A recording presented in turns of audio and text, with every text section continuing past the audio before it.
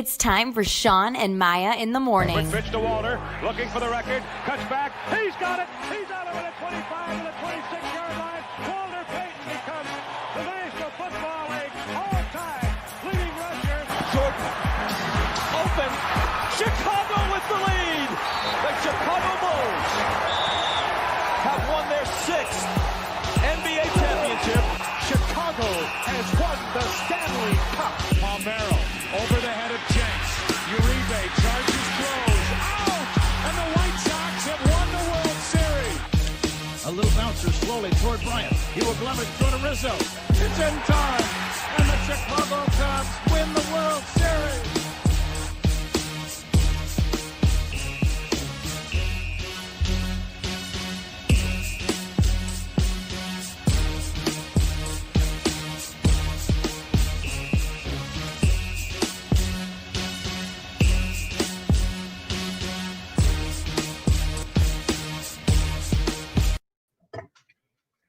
What up, what up, what up? Welcome to Shawn and Maya in the morning on this Hump Day edition. Hump Day! Guys, I'm your boy, the Superback, Shawn Sierra. And, man, we have a phenomenal show for you guys. Thanks for tuning in. Now, listen, if you're watching this on Facebook Live, well, then I guess you found us on Facebook. Now, you can also tweet the show. You can tweet us at SM_mornings or at SportsZone Shy. That's CHI, at SportsZone Shy. Now, if you want to follow me, just me personally online, want to know what I did? Let me tell you what I did. Want to know what I did? Here's what I did. I made it nice and easy for you, folks. Nice and easy. One handle.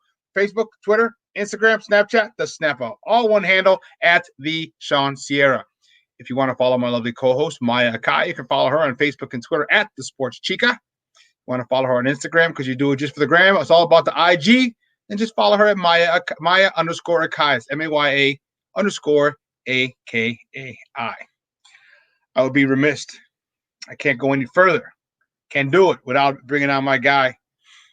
He is the whiz. He is the man behind the man behind the curtain. He is our Puerto Rican Swiss Army knife himself, Ivan Vargas. Ivan, what's up, Papa? How are you? I'm hurting after last night, Shawn. Why? Did you drink or something? Well, I mean, I had a couple beers. Put that back up there. Obvious. Put that back up there. What? He had the Puerto Rican Swiss Army knife himself. Actually, it's W-I-Z. So the whiz. W-I-Z. Okay, I'll get it right. I'll get it right now. I'll fix it. The wizard gets. I don't want to mistake it with like a Wizinator. You know what I mean? Like, I don't want that to be mistaken. No, man, I'm done. I had a couple beers, and then like I stood up watching the game, and it just, I mean. Which one? Sox, Cubs, Hawks? I had part of the Cubs, watched part of the Cubs, and then I actually went to go play a softball game. Came back in time for the Hawks, but. It was close. Like I was good until that third period. Then I was like, oh God, like I gotta stay up, like I gotta watch it. And then of course, you stay up, you get through the game. You're gonna watch the pregame, and don't be a punk. Don't be a punk. Watch the pregame. You gotta watch the pregame. You know what I'm saying? So it's like it took a toll last night. Plus they lost. So yeah, no, I feel you, dude. It would be much better had they won. It's a lot easier morning when they win. So. Yeah, that was a little tough. So a little bit. They look good though. They look good. They didn't look too bad. They just their problems showed their head. The problems reared their head. They reared their ugly head. Yes, they did. Yes, they did. Well, listen, guys, we have a great show for you, but we need you to get interactive with us today. So what I need you to do, if you're watching this on Facebook Live, I need you just to leave a question or comment right there on the post. And if it does, my super producer himself, Ivan Vargas, the whiz. The Puerto Rican Swiss Army knife, he'll post it. It'll come right up on the screen as long as it's not stupid. If you're watching us on the app, and listen, download the app. We're an app-centric platform. Make sure you just download the app. Download the app. Okay? Download the app. If you're watching us on the app, you can just leave a question or comment right there. You can text us from the app, which is great. And so the question will come up right here on the screen. If it's not stupid. We don't want any stupid questions. Man, you talk quick, fast, in a hurry. Dante, what's up? What's up, my peeps? Good morning, my peeps. To all my people can all relate. Oh, don't get me started on house music. Don't even get me started on house music. Oh. Anyway, good morning, Dante. How you doing, Papa? Good to have you in there. Well, listen, we got a great show for you. Listen. When I said we got a great show, I'm not bull jiving, man. We have a huge topic to talk about. And David Kenyon from Bleacher Report is going to call in. He's their college football writer for them. And there's some huge freaking huge news coming out of college football. So we're going to talk to David Kenyon today at 10 o'clock. And, so you know how we do. Our first segment is called Top of the Morning to You. And these are the hot topics of the night before, just with sports in general. And the Top of the Morning segment, it is powered by the Chicago Crusader. And with that being said, we want to bring in our man. He is a sports editor over there. He's going to join us for the first hour of the show. He is our good friend, and he's back home from the Kentucky or the Tennessee mountains. He's back in Shy, baby. Hope a tree didn't fall on him or his car. But guys, let's welcome back Joseph Phillips. Joseph, what's up, Baba? How are you? Good morning. God bless. How you doing? Good. So no trees fell on you and then a crazy wind on Monday or your car or anything like that? No, actually a tree did fall in front of my house, but I wasn't there, so thank God. Oh, okay. So did it really make a noise then if you weren't there? Did you? No, I actually showed up yesterday, and I saw the trees, one of the largest trees on the block, snap in half with the lines down. It was actually in the next door neighbor's yard. Oh, yeah? So it's actually blocking the sidewalk. You have to walk around it to get to the end of the block. So, yeah, I told my wife, I said, thank God nobody was walking past because it would have been over for them. But two tornadoes touched down in Chicago yesterday, and that was insane. Winds at over 100 miles an hour.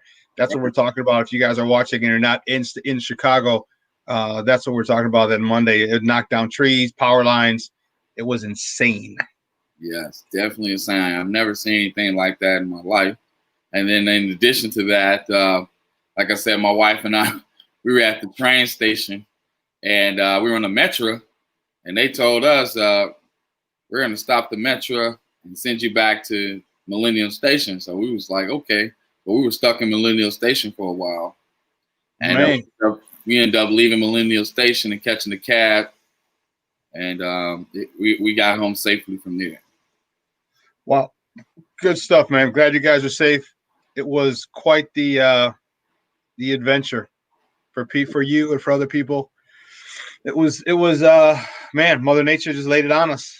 She laid a smack down on our candy asses, and there was nothing we could do about it, man. So, our hearts, our thoughts and prayers go out to the people who were affected by this. Whether your car got smashed under a tree or your power's out, there's still people with power out in and around the city, and actually, it's mostly the suburbs of Chicago. So hopefully they can get power back on quick. Because man, people forget how important electricity is. You got your refrigerator, all your food, your deep freeze, all the meats that you have saved, not to mention the air conditioning. It's going to be 85 degrees today. It's going to be another warm one today, so you had no central air. So there's a lot of different things. What if you have parents or someone who's on insulin and your insulin's in the fridge? There's a lot of people that can be affected. So I just hope everyone gets power back soon so you can get back to some sense of normalcy. But that's how crazy it was here in the Shy, not to mention the shootings and the lootings, and we don't even go into that. That was insane. So Chicago's had a very busy weekend, and I think it's a good thing to we can talk about sports and kind of get away from the reality of life and just deal with something that we all kind of know and love, and that's sports. So let's get right to it, man. The top of the morning topic, as I said, top of the morning topics. It's the hot topics of the night before, or just the sports in general. And man, whew, which way do we go? I think we might as well start with the low hanging fruit, the elephant in the room, so to speak. The Big Ten. The Big Ten has decided to cancel fall sports, basically, AKA the football program. However, the Big Ten was the first of the Power 5 conferences to do that. And in doing so, it set the table.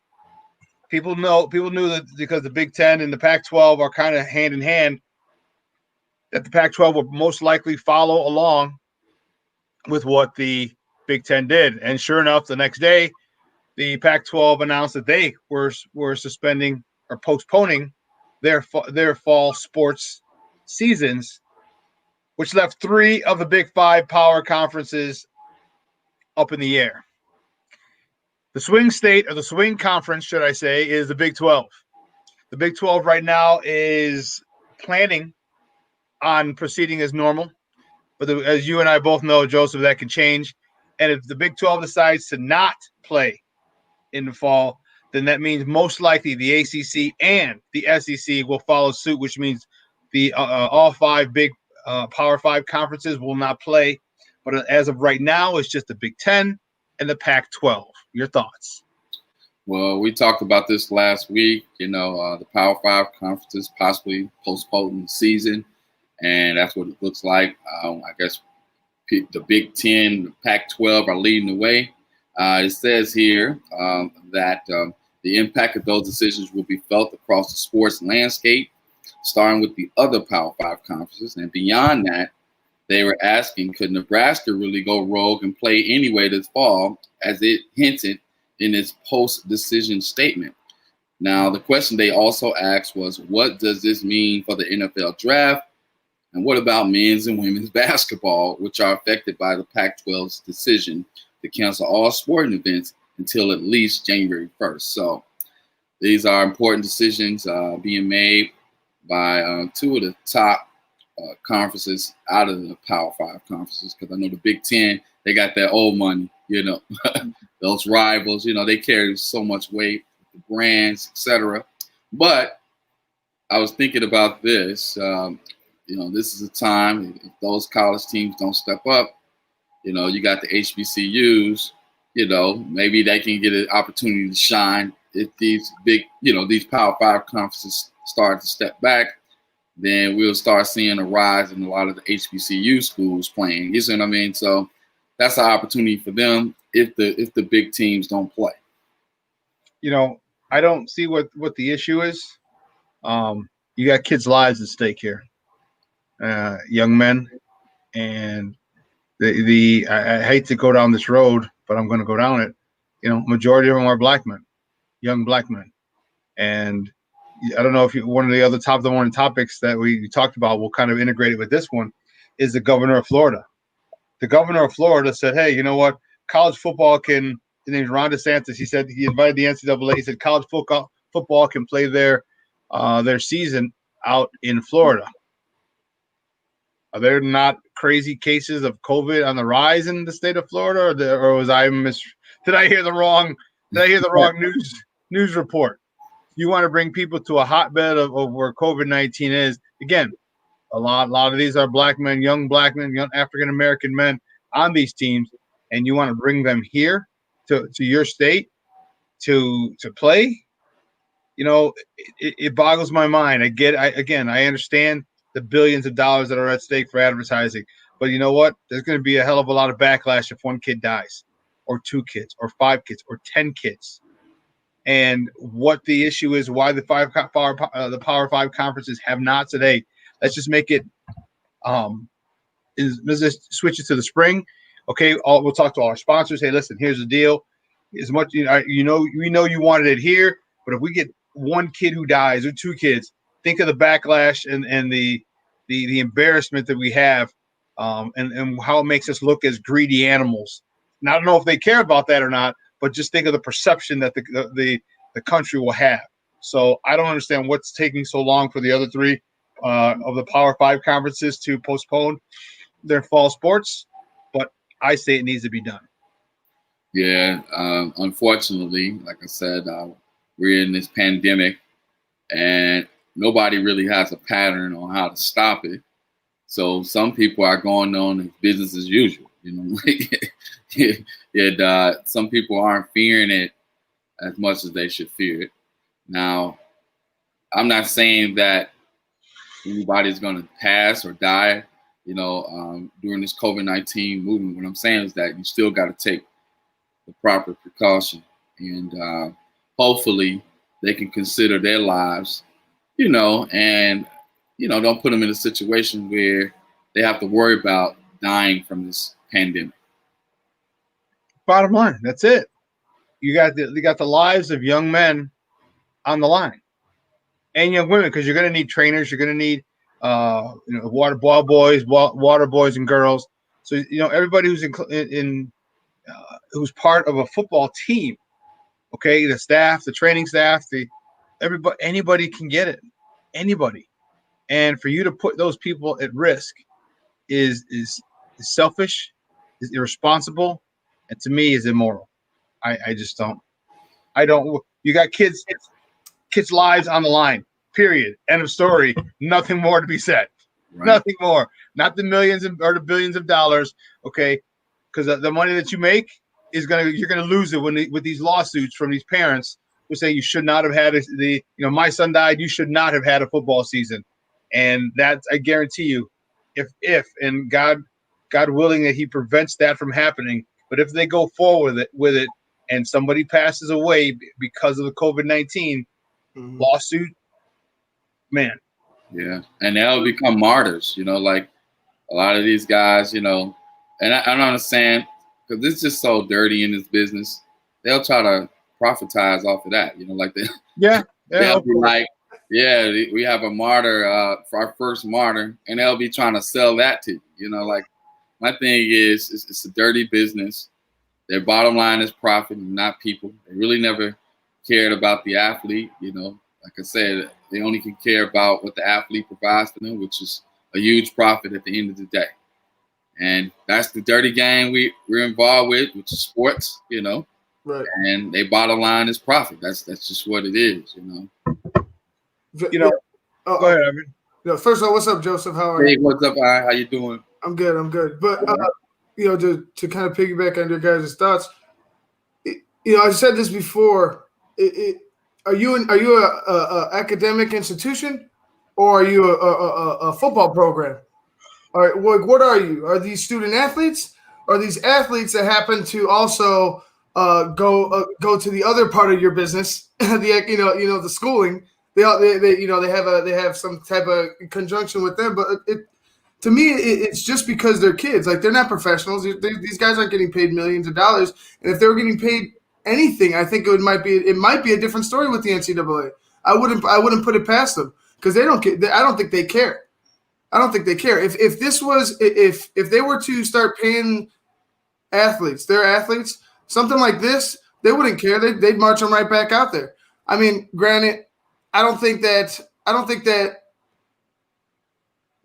should have did it right away this soon. I think they should have waited a little longer. They should have waited a little longer, like maybe at least a month. But if you have conviction, cool. At least somebody's making the decision. You know what I mean? At least somebody's making the decision, and honestly, if it's the right decision, I think safety first, because you could lose millions if somebody dies. You could lose so much money. The public backlash is going to be unbelievable as well. Sick, you know what I'm saying? It's a smart move. Kevin Warren is the commissioner of the Big Ten, and some people would criticize him, and I'm saying this. Ivan, you're correct. You got to have the balls enough to make this decision. It's a big decision. One of the issues that I had is that they let the other coaches talk. Okay. And that really pissed me off. Jim Harbaugh, Scott Frost. Okay. Yes, we know you want the season, but we also, by doing that, you also mentioned it shows how little you care about your players. Because if Nebraska is talking about going rogue and setting up their own schedule and having their own games. Right. So what? I mean, that doesn't make any sense. So you go do that, and then someone from Nebraska dies, and now what? They don't have to die. They get COVID-19. So what happens? Is he in quarantine? But he's been in contact with everybody on the team. So now the whole team quarantine. So it's. Scott Frost is an idiot for saying stuff like that. Harbaugh, come on, man. You have to, even if you don't give a damn about the welfare of the players, pretend like you give a damn about the welfare of the players. Lie to my face. All right. This time, at least look me in the eye, piss on my shoes, and tell me it's raining. Okay. Like, come on. Say, hey, we care about the athletes first and first. Knowing damn well you don't. Okay. And they at least lie to us. That public. And to me, that bugs me, and that says a lot about those coaches. And if I were kids, okay, and I know parents are looking at you sideways now, like, wait a minute, son, you want to go to this school? This guy doesn't give a damn about you. He's ready to have you go play in the middle of a pandemic where you or some of your teammates can get COVID-19, and who knows how it's going to affect you and whoever else gets it. So to me, that's the thing that bugs me, is that, you know what, you got it really showed their true colors. And if I was a parent, if a kid wanted to go there, I'd make them reevaluate that. Well, you got to think about the kids also wanting to play too, and I get. No one gives a damn what they want. I get that. Nobody gives a damn what they want, but if you can't fully go ahead and hate on the coach. If the players are talking to their coaches and saying that they want to play, the coaches are probably speaking for the players. That's just. Mom, I want to stay up at midnight and watch a movie, eat pizza, and ice cream. No, son, you got to go to bed. Hey, Shawn and Ivan, out of all this craziness, one thing we can say about this business, at least they are honest. Okay, like they're being honest. Okay, like it's always been about this. You see what I mean? Like, I think we're the ones that are kind of like shocked because they're actually showing their true colors. They're telling you in front of your face, you're nothing but property to us. Okay, You're a merchandise to us. That's all you are. And if you generate profits for us, great. If not, we'll move on to the next athlete. You see me? So what I'm saying is that, as they tell you in the journalism business, you're only as good as your last story. You know, it's it. It's nothing you could do. It's just dirty business. You know. Look, the kid. If we have teams, who the hell was it that went out for pizza at the strip joint? Lou Williams. Okay. Or you have Dan Plesac. Not Dan, I'm sorry. His nephew, Zach Plesac. Zach. And then you found out another one of his teammates was out with him. So we're talking we're talking guys here who are in a bubble. If you think these are professionals who are making money. Do you expect 18, 19, 20, 21-year-old boys to be as compliant as they should be?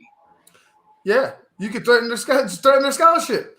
If they got a scholarship, if they got some type of position on the team, you could threaten that position on the team because you have that type of power. They're not under contract. You could kick their asses right off the team if you wanted to. There's a difference. But the thing is that all you have to do is follow the rules, man. What have I been saying? Do what you got to do to play ball. That's it. Lou Williams, bonehead move. Do what you got to do to play ball, man. Forget the strip club and that chicken, man. Forget the strip club and the chicken, dude. Like, why didn't you just stay? All you have to do is follow those rules, follow the protocol, and you're good. The thing that with the Indians, they even admitted in their notes, they broke their trust. You have to have trust. If you don't have people you could trust, it doesn't work. And you're right, Shawn. Like, I don't expect them to keep control. But I can tell you this: if they were to run something like that, and a couple kids were to be gone, break curfew or whatever, they're gone. You have to punish them that severely because you're talking about people's lives. Yeah, some people take more than the athlete the wrong way. You know, like, right. Like, I'm more than the athlete, therefore I'm going to get a slice of pizza and a burger. You know, like, at the end of the day, some people take their social and political stance, and then some people, feel they can do what they want to do. So some people, like I said, they take more than that more than the athlete slogan. They take it a little bit too far. So it needs to put your lives on the line. So you got to follow rules. That's my thing. Their lives on the line. Mm-hmm. Their lives. Can you put that one up? Shawn Ray is he died. He's from Texas. He said, my son starts high school football practice on September 8th, and no word on them suspending the season here in Texas. And Texas is huge for high school football more so than college. I agree with how huge high school football is in Texas. Didn't they just have a huge outbreak down? Isn't that one of the states that you can't come in? You have to quarantine from? Didn't they have a huge outbreak in Austin? And you're gonna put. I just don't understand it. Kids' lives are on the line. What else needs to be done? Freak your money, freak whatever. It bugs me. It's kids' lives are on the line. Nothing else needs to be said. Oh, we have sponsors. Let them wait. Let them wait. Like he gave this money. Let them wait. Kids' lives are on the line. So for people to not take this seriously, and for people to say, well, let's maybe see. No, kids' lives are on the line. And to me, I'm not gonna believe me. I love football as much as anybody. Okay, it's giving me so many different experiences. It's got me to play Division I at Holy Cross, one of the best schools in the country. Got me to play professionally overseas. I made some of my best friends through there. I don't care if there was a chance where someone could die because of a sickness just by spreading it. No, it has to be canceled. It's like Joseph said, Shawn. Their hearts are on their sleeve. They're showing everything. Their cards are true colors. We've known it. Mm-hmm. We've known it. But now you see it. It's clear as day. It's not even being hidden. So I mean, yes, they will take that into account. They're like, why'd you do that? Because I'm a they'll take somebody's life into account. But when it comes down to that almighty dollar, you best believe that these academic businesses are going to go after that. Most of their salaries are tied to the quote unquote sponsorships and these partnerships. Mm-hmm. So, like I said before, they're looking like, okay, it's my life. Yeah. Let me say lifestyle over their lifestyle.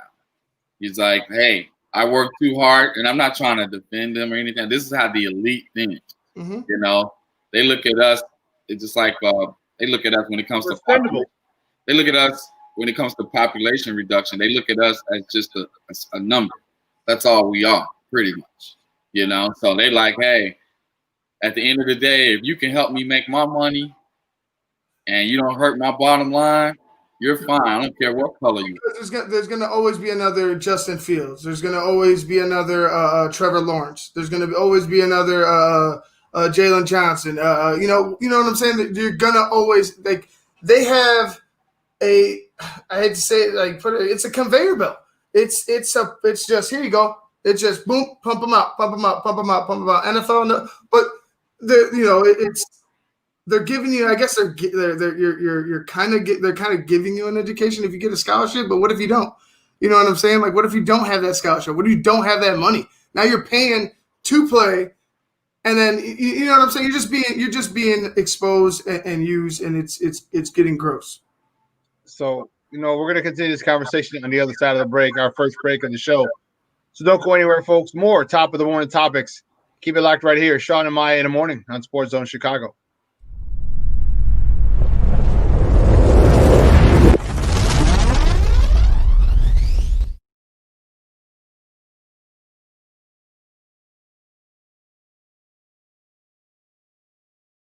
BoomerNaturals.com presents the Sports Flash on 1330 and 95.9 The Zone. The Blackhawks are down 1-0 in their best of 7 with the Vegas Golden Knights. 4-1 the final on Tuesday. Vegas with 2 goals in the second, 2 more in the third. Riley Smith with a pair of goals. Chicago's only tally off the stick of David Kampf. Corey Crawford with 30 saves in net. Game 2 this Thursday, 4:30 Central Puck Drop. Deep drive to right off the bat of Hayward. Back to the wall. Gone. Cubs radio at the call. The 3-run shot from Jason Hayward gave the Cubs a 6-0 lead over Cleveland in the top of the 6th. 7-1 the final. John Lester picked up the win. He's 2-0. 4 strikeouts, 3 hits allowed over 6 innings. Hayward had 4 RBI. The White Sox doubled up the Tigers 8-4. A 4-run first inning propelled the Sox. Eloy Jimenez with a 3-run shot. Boomer Naturals, your source for 3-layer protective face masks. Breathable protection for adults and kids. Save 20% with promo code SPORTS at BoomerNaturals.com. Chuck Sanders, that's the Sports Flash, 1330 95.9 The Zone. Indeed knows you've got big goals for your business, and we understand hiring is a crucial part of that. You need to hire people who will make a real impact. Indeed can help you find those important hires faster while paying only for what you need without any long-term contracts, thanks to our super flexible payment options. Start finding your important hire today with a free $75 credit for your first job post and get in front of more quality candidates. Go to Indeed.com/high impact. That's Indeed.com/high impact. Terms and conditions apply. For muscle pain, body aches to strains, Blue Emu Maximum Arthritis. It works fast and you won't stink. Its unique formula with emu oil penetrates deep to relieve arthritis pain, sore muscles, joints, and more. Blue Emu Maximum Arthritis. It works fast and you won't stink. Find Blue Emu at Walmart, CVS, Walgreens, and other chains, or visit blue-emu.com. Blue Emu Maximum Arthritis.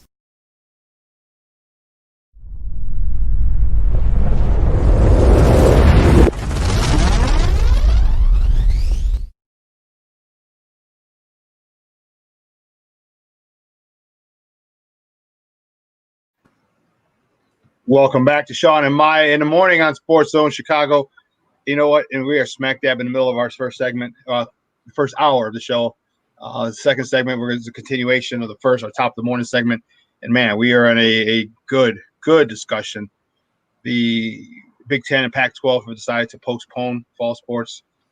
Big 12, SEC, ACC are going about it business as usual for now. With the Big 12 conference being the swing conference, basically what they do, the SEC and the ACC will most likely follow. And the Big Ten commissioner Kevin Warren made the decision to pull the plug. I don't understand I just don't understand the thought process, why it took so long. Okay, but you're right. Apparently you're right, Joseph. Is they've never hid behind the fact that it's a business, right? People may have wanted to deny it for a long time. They've never hid behind that fact, or should they say they haven't hid behind it for a long time, Right? And that's all they want is the bottom line. And when I talk to you about you got to protect the kids, I mean, no one gives a damn what they want. Okay, they're just young, dumb, and full of needless energy. Youth is wasted on the young, let me tell you. And because I know if I was a senior, if I was a sophomore, if I was a freshman, if I was a junior, I'd want to play. I'd want to play. But there's big, and but you're still a kid. The decisions you make at that age aren't always the best. And let's keep it real. We're not the smartest creatures on the face of the earth, gentlemen. Young men, sometimes we're a little slow on the uptake. All right, you need somebody in a position of power who has a little more experience. Say, hey, listen, I don't think this is a good idea, because I'm telling you, if one person dies, one person, and I can guarantee you that they did the cost analysis on this. Okay, if we go on and we have games, we got X amount of millions of dollars we're going to get, TV, advertising. How much is it going to cost for us to pay off the parent of the family of one of the kid who dies? It costs X amount. Okay, we make X amount, which is going to be 2 or 3 or 5 times as much. It's worth it. This is what they do in the pharmaceutical industry, and which is, as we know, is a big business. And I can guarantee you, they've had conversations about that in college, and that to me is sad. Shawn, can I add this to you, to what you're saying also? When it comes to things like you said, big pharmaceuticals and college football, like college football is too big to fail, just like they told us, with a lot of the Wall Street guys. It's the same way, like it's a business, it helps the economy. So when you feel that you're too big to fail, okay, guess who's not paying for the bill? Mm-hmm. They aren't. You see what I mean? They're going to be like, we got our front line. It's just like McDonald's. You're going to have your frontline workers out there flipping those burgers, busting their tails, sweating hard.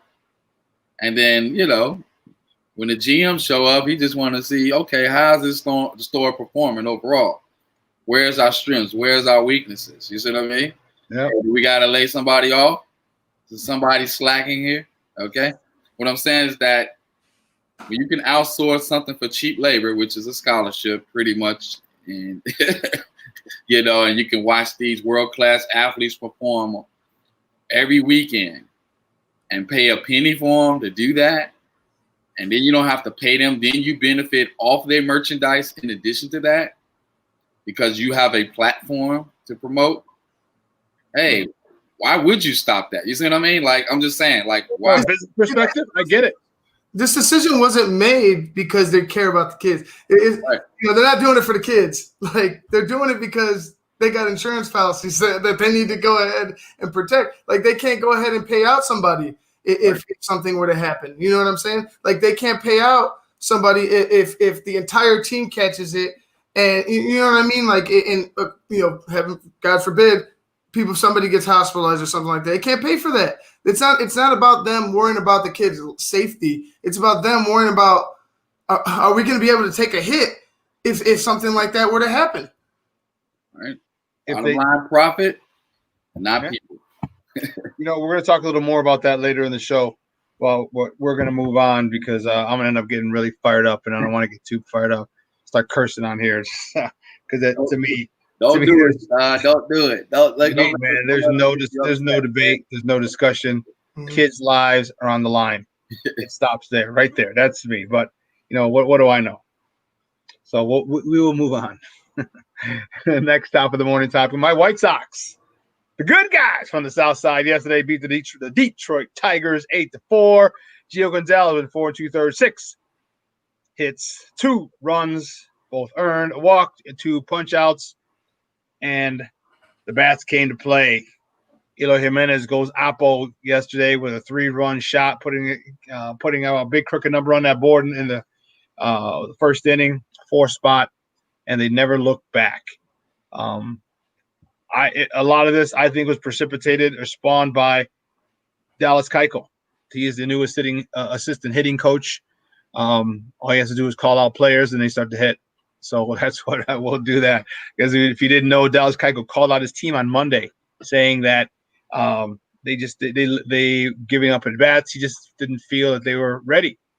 And when you're a World Series champion, you can do that. And the team responded with putting up 8 runs on the board against the Detroit Tigers. People said, "Oh, it's Detroit. Detroit's in second place in the division, so we need to beat them." Okay, Detroit's in the second place. So we needed to beat them. So you can't say, "Oh, it was only Detroit." Nope, not in this season. Whoever's good is good.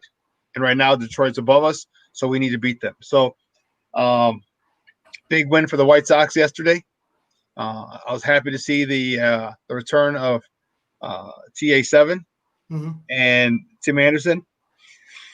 Maybe that brings something back. You know what I mean? Maybe Tim brings some accountability back. Mm-hmm. I mean, it's very possible. Maybe not just accountability. Maybe just a spark. Mm-hmm. Because Tim, we all know Tim is the heart and soul of that of that team. And with him out, you're taking the heart and soul away. Like Yohan Moncada's not that dude. He's a phenomenal player, unbelievable player, but he's not that motivator. The team doesn't live or die with him. Mm-hmm. It was Robert, same thing. He's still a little too young. Right. Eloy, no. Jose, no. They respect him, but he's not that emotional lift that you get. He's not that fired up kind of guy. He's like the watch me while I do my work and let me inspire you that way type of guy. Tim Anderson is a loud, in your face type of kid that he brings that attitude, which this team needs. Because you have a lot of guys who aren't like that, and so you do need one like Tim. So him coming back yesterday, I think played a good part in it as the Sox beat the Tigers. But I was really happy with the way they responded after Dallas Keuchel called them out on Monday. Yeah, I'm very proud to see Eloy stepping up after he's been taking some criticism the past couple of games. I know he couldn't make up for that inside the park home run he gave up over the weekend, but hey, he rebounded nicely, driving in 4 runs with the 3-run shot, which pretty much helped put the game away. Then in addition to that, y'all got a little love from the Cubs last night too. We did. Thank you very much. So we all working together in this city, man. Like I said, we pulling for the Sox over there in the American League, so, and I hope you guys are pulling for us, so we can make this thing happen in the future. I'm actually hoping for ties over there on the South Side. I'm hoping the game goes too long and they're like, you know what? 1-1. They playing the Cardinals next, so it's gonna be some postponed games pretty soon. So yeah. Well, So Cardinals could get on the field. I know they're gonna play their minor league team. Hopefully, we can make that happen. yeah, we got the Cardinals on the weekend, Friday, Saturday, Sunday. Yeah, get an easy W, man. I hope so. If we can play, if they play, because we know the Cardinals are still, and I think they're still in quarantine. They're all types of jacked up, man. All types of jacked up. So, whew. But you know what? Again, good win by the good guys yesterday. I will take it. Next top of the morning topics: Cubs. Your team, boys. The Cubs beat the Cleveland Indians 7-1 yesterday. John Lester gets the W. He's 2-0. He went 6 innings, 3 hits, one run earned, 2 walks, 4 Ks. The big blow came in an inning, in the 6th inning where Jason Hayward blasts a 3-run shot. I'll tell you what, the Indians hadn't given up more than 5 runs in a game this year. The Cubs got 6 in 1 inning. Joseph, go ahead. You can talk about your boys. I know you're happy. Man, we look like 2016 all over again. Facing off against the Indians in the World Series. Patient at bats. And then to add the cherry on top, just to see Jason Kipnis, first at bat, double, because they kind of gave up on him, and he's a Chicagoan, he was just like, man, I'm proud to be back in the stadium. Then seeing the team giving him a fake standing ovation, because there was no crowd there for returning to Cleveland, and in addition to that, just being able to watch John Lester dominate, 6-inning pitch, 3 hits, 1 earned run, 2 base on balls, 4 Ks. Jay Hay kid, 3-run shot, 6th inning, scoring 4 runs. So amazing overall performance by the Cubs from top to bottom. And hopefully we can, keep that consistency going. Like I said, after losing 13-2 on Friday to Kansas City, this is a nice way to come out to play against an American League team and let them know that we're not intimidated of the National League or the American League. I'll tell you what, I like the way they looked. I'm gonna have to. It sounds like I'm beating the same drum, and I probably am. But David Ross deserves a hell of a lot of credit. They came back. You guys were off for like freaking 7, 10, 15 days because of whatever. Okay, and you came back and you didn't miss a beat. Okay, that's managing. That's coaching. Okay, it starts at the top. So in those days off, you practiced. The fundamentals were being instilled further, more and more and more upon you. And this Cubs team looks so fundamentally sound. This Cubs team does not beat itself. This Cubs team. When Big Daddy Ross comes in and puts the boot to your behalf, and straightens you out, you tend to have a redefined focus.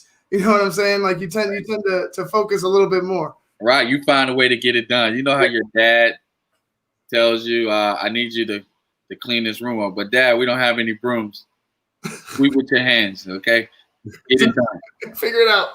Figure it out. Figure it out. Crazy phrase. When I show up, it's all over, okay? I don't want to see the room the same way, okay?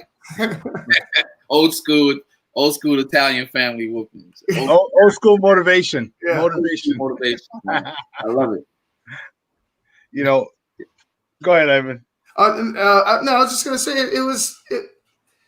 it's fun to watch. I'm a little, we're still all worried about the bullpen, but it's kind of working itself out. David Ross is he's working through the Kimbrel problems, which I just don't know.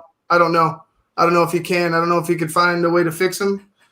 But he's also, this like rotation of relievers. I like it. He's finding his guys.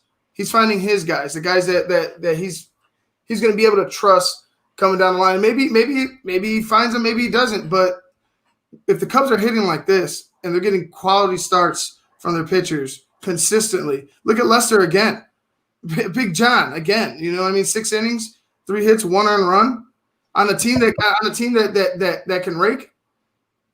I mean, that's great stuff right there. That's great stuff. And if they can continue to do that, it's a short season. If they can continue to do that, I mean, why not? Why not this? Why not the Cubs? Their hitting is there. They're I thought there was holes in that lineup at the beginning of the season, but now a lot of those holes are closed up. You know what I mean? Jay Hay's looking good. I mean, for all the crap I said to talk about Jay Hay, and it's not because I don't like him, because it's because the contract wasn't worth the production right now. Right. You know what I mean? But if he's working, if the tail end Jay Hay catches fire, I'll be happy with it. If I get more, 3 for 4 games with the 3-run home run, I'll be happy with it. But so far so good, and I really have nothing. Like, I'm shocked because I was fully expecting to be eating crow throughout the first month of the season. You know what I'm saying? I was fully expecting to be like, this team is horrible. Like, I don't like fire. He's ready, boy. He's ready, Joe. He's ready. Yeah. Trade them all. I don't care. Trade them all for Ronnie Woo Woo and I don't care. But it's just been great. It's fun to watch them again. It's fun to watch. And listen to these numbers, man. Jason Kipnis with 19 at bats. This guy's batting .368 with 2 home runs and 4 RBIs. I mean, like, what more can you ask for right now? I mean, he's when we call him, he pretty much comes in and produce. Yep. And like I said last night, he was ready for the moment, and I think he was like just chomping at the bits, like, man, I can't wait to get back to Cleveland just to show them, hey, you guys gave up on me too early. I'm still a young man. My career is not over yet, and now I'm back in the potent lineup. And all I got to do is just relax and wait for the right pitch. Mm-hmm. Pull it to right field, pull it to center field, pull it to left field. What I'm saying is that I'm seeing the Cubs playing with that confidence again, and just, be patient at bats, great pitching, and I'm watching David Ross. He's actually influencing the game plans when it comes to pitching. With the nights that John Lester have to pitch, I think him and Contreras are sitting down saying, okay, instead of you guys doing what you did last year, I want you to catch Lester just like I caught him during the 2016 season. This is the pitch you're going to call. This is what we're going to stick with. And I know Contreras is a man full of pride, but one guy he will listen to is one of his mentors, which is David Ross. He'll go in there and execute the game plan. So it's paying dividends. So far, Lester has a 2-0 record, and so far we're looking good. I'm surprised, and again, it goes to David Ross. There's no ifs, ands, or buts, because you could have got this production last year or the year before, and you didn't. David Ross is the key. David Ross is the guy who has really brought some old school philosophy to a new school team, and they bought in. And there's no substitution for hard work. There's no substitution for repetition. And when you continue to do that as a baseball player, most of the time you're going to have good results. And right now the Cubs are having good results. So I enjoy it. I don't see why it has to stop. I don't see why it has to stop because I'm expecting a big trade. Say that again, Joseph. Just have to stay humble. Stay humble and keep working. Keep working the process. You see what you're doing. You're seeing that you're doing it well. You're not, no COVID cases for the Cubs. Why? Because all their players listen. Okay, when there's a crazy idea, you cannot leave the hotel.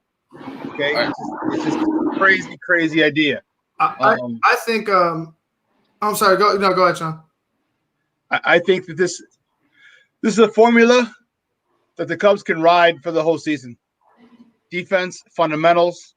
Not even talk about their offense yet. Defense and fundamental. Defense, fundamentals, and pitching. Those 3 things I think are going to carry them far they're going to go into the playoffs and deep into the playoffs. I expect the move. If they continue on a pace like this, I expect the move. Right at the deadline that they made, the new trade deadline, I expect the move. Because if you could get an arm, if you could solidify an arm, maybe 2. Because I don't necessarily think that they need anybody position wise. That's they're not in dire straits for any hitters, so pitching is the way to go. So if they could get 1 to 2 arms that can help out in the bullpen, go for it. Go for it. That's me. Like David Ross said, if they're handing out hardware, I'm about it. If they're going to give you a World Series title at the end of the season, I'm about it. Go after it. That's what they did. It's going to be a World Series title for you.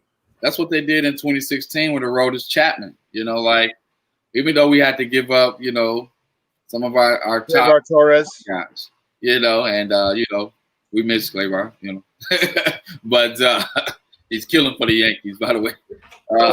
Even though we had to give him up, was it short-term sacrifice, long-term gain? That's how we looked at it.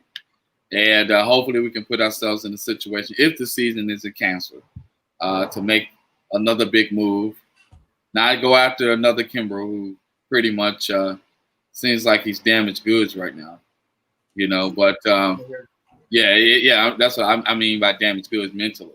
Like it looks like he shot his sequences, like he what he might be mechanical. It doesn't work for him anymore. Like he needs to change it up a little bit. But anyway, I think it might be a little bit mechanical for him. Just like watching, I've been watching a lot of film and a lot of like critique on him, and it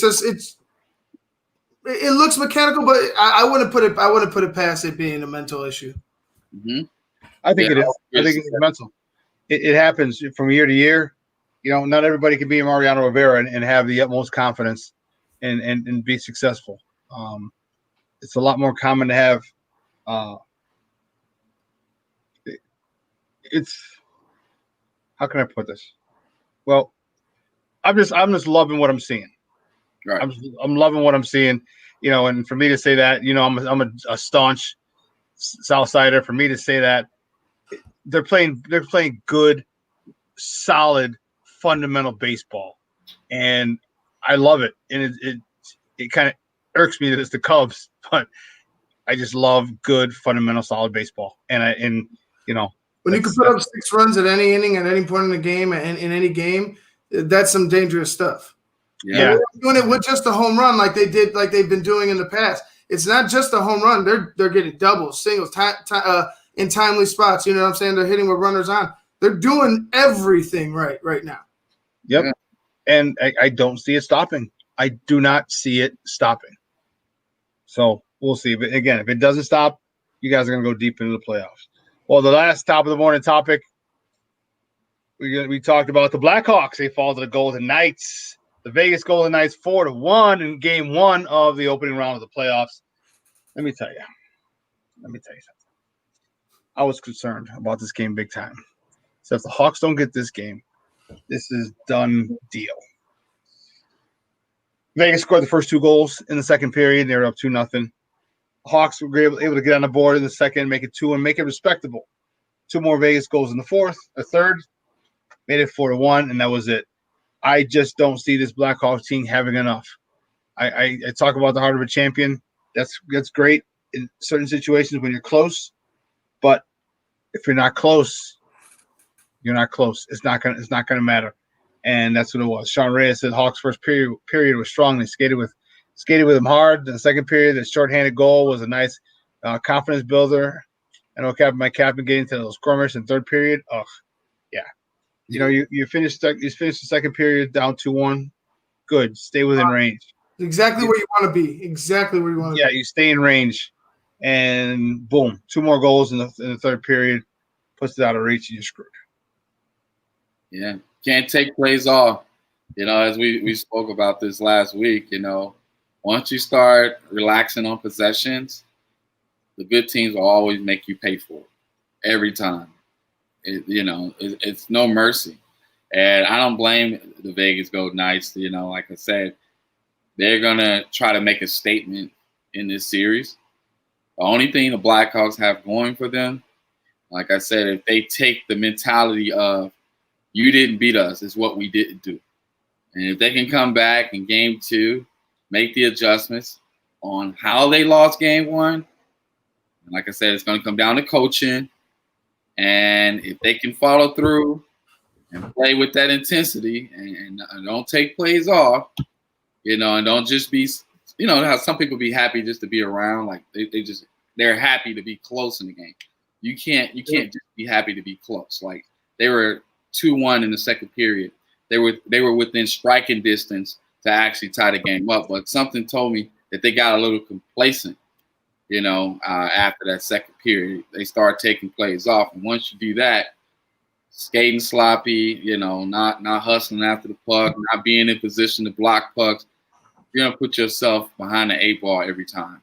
And you saw the results. Game 1, 4-1, Golden Knights. I just think it was everything that we talked about in the Oilers series that would have lost them the Oilers series is the same thing we're going to talk about in this series. And what happened in that third period? All that crap came to pass. Everything, the lazy passing, turnovers in your own zone, can't get it out of your zone. Letting Crawford get peppered consistently. But then there was a lazy goal, a goal that should have been stopped. That I thought Crawford should have stopped. It was off like it was. I think it was blocker. Yeah, it was. Yeah, and he tried to just block it with his shoulder, and it flips over his shoulder and just cruises right into glides right into the net. It all fell apart there. Like one thing happened, and it just kind of snowballs from there. You can't, like you said, you can't take shifts off. You can't make lazy passes. You can't have stupid penalties after coming off of a penalty kill, and then on top of that you had to kill another penalty. So you're pretty much coming off 4 minutes of down one man, and then on top of that you get another penalty right after you get that.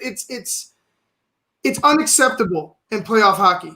It's unacceptable. That's what loses you games, and that's what lost the Hawks games. A lapse in focus. Hey, Shawn and Ivan, one of my biggest pet peeves when I'm playing ball at the playground, I tell guys, get back on defense. Yes. Yeah, that was a nice shot, great move, but get your butt back on defense. Okay?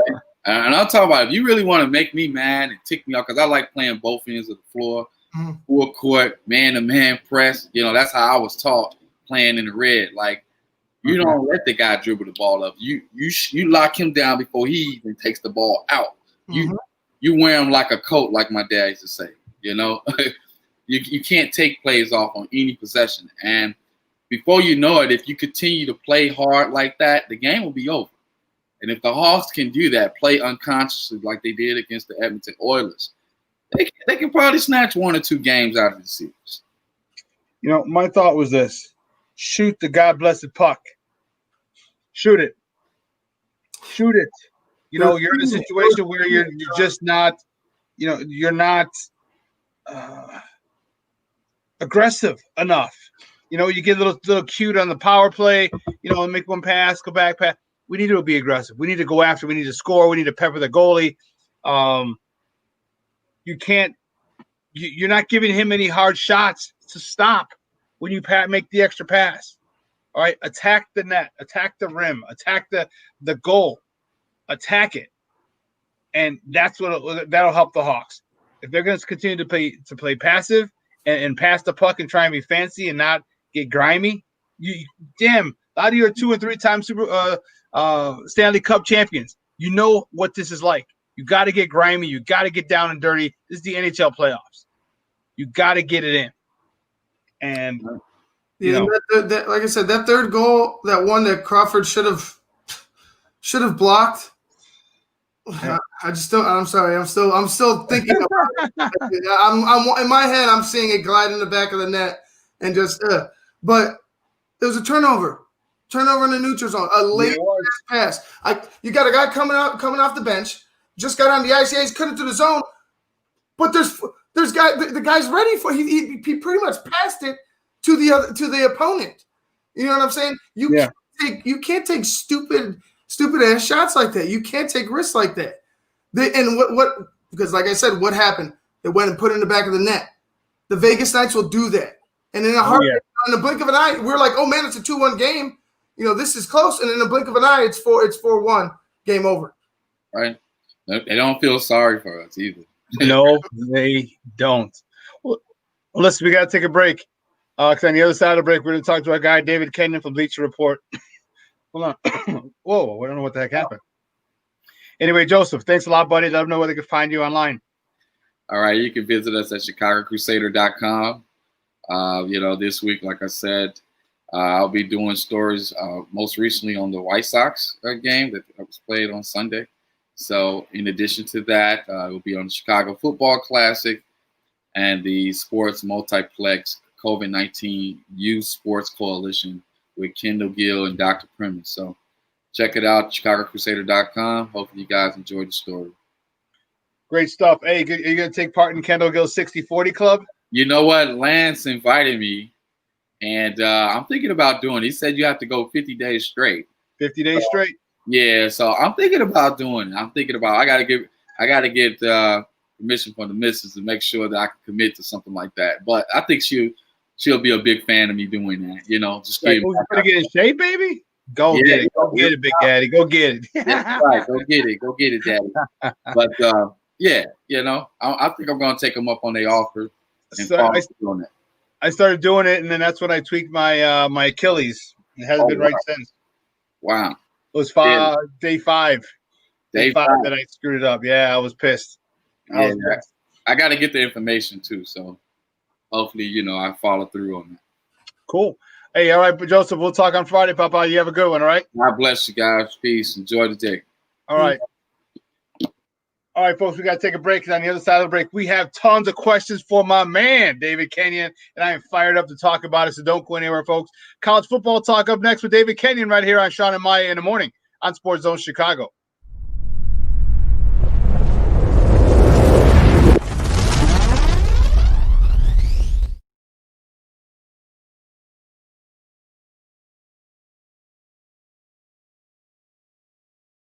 BoomerNaturals.com presents the Sports Flash on 1330 and 95.9 The Zone. The Blackhawks are down 1-0 in their best of 7 with the Vegas Golden Knights. 4-1 the final on Tuesday. Vegas with 2 goals in the second, 2 more in the third. Riley Smith with a pair of goals. Chicago's only tally off the stick of David Kampf. Corey Crawford with 30 saves in net. Game 2 this Thursday, 4:30 Central puck drop. Deep drive to right off the bat of Hayward. Back to the wall. Gone. Cubs radio at the call. The 3-run shot from Jason Hayward gave the Cubs a 6-0 lead over Cleveland in the top of the 6th. 7-1 the final. John Lester picked up the win. He's 2-0. 4 strikeouts, 3 hits allowed over 6 innings. Hayward had 4 RBI. The White Sox doubled up the Tigers 8-4. A 4-run first inning propelled the Sox. Eloy Jimenez with a 3-run shot. Boomer Naturals, your source for 3-layer protective face masks. Breathable protection for adults and kids. Save 20% with promo code SPORTS at BoomerNaturals.com. Chuck Sanders, that's the Sports Flash, 1330 95.9 The Zone.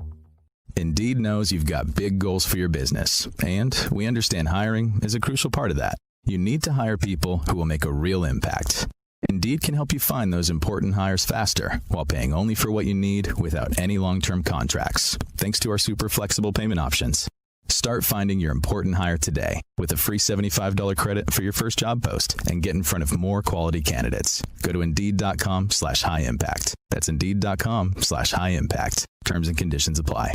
For muscle pain, body aches to strains, Blue Emu Maximum Arthritis. It works fast and you won't stink. Its unique formula with emu oil penetrates deep to relieve arthritis pain, sore muscles, joints, and more. Blue Emu Maximum Arthritis. It works fast and you won't stink. Find Blue Emu at Walmart, CVS, Walgreens, and other chains, or visit blue-emu.com. Blue Emu Maximum Arthritis.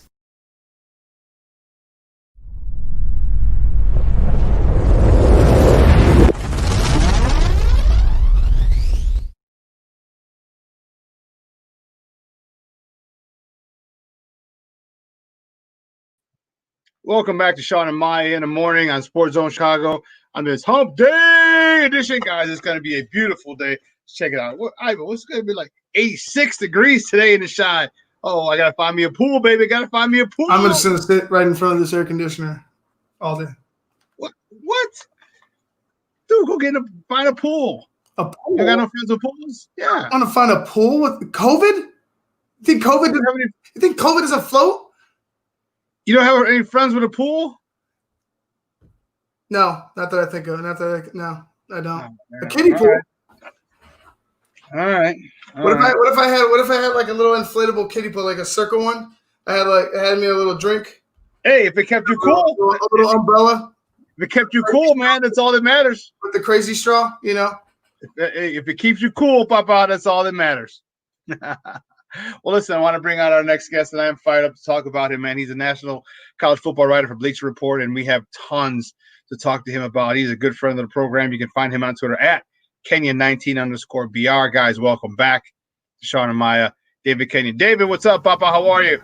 I'm doing okay. Good as we can be, right? With college football starting to head the wrong direction, but I think we did all know it was coming. Holy cow. So let's dive right into it. The Big Ten made the announcement that they're going to postpone the fall season, basically the football season, and a couple other sports.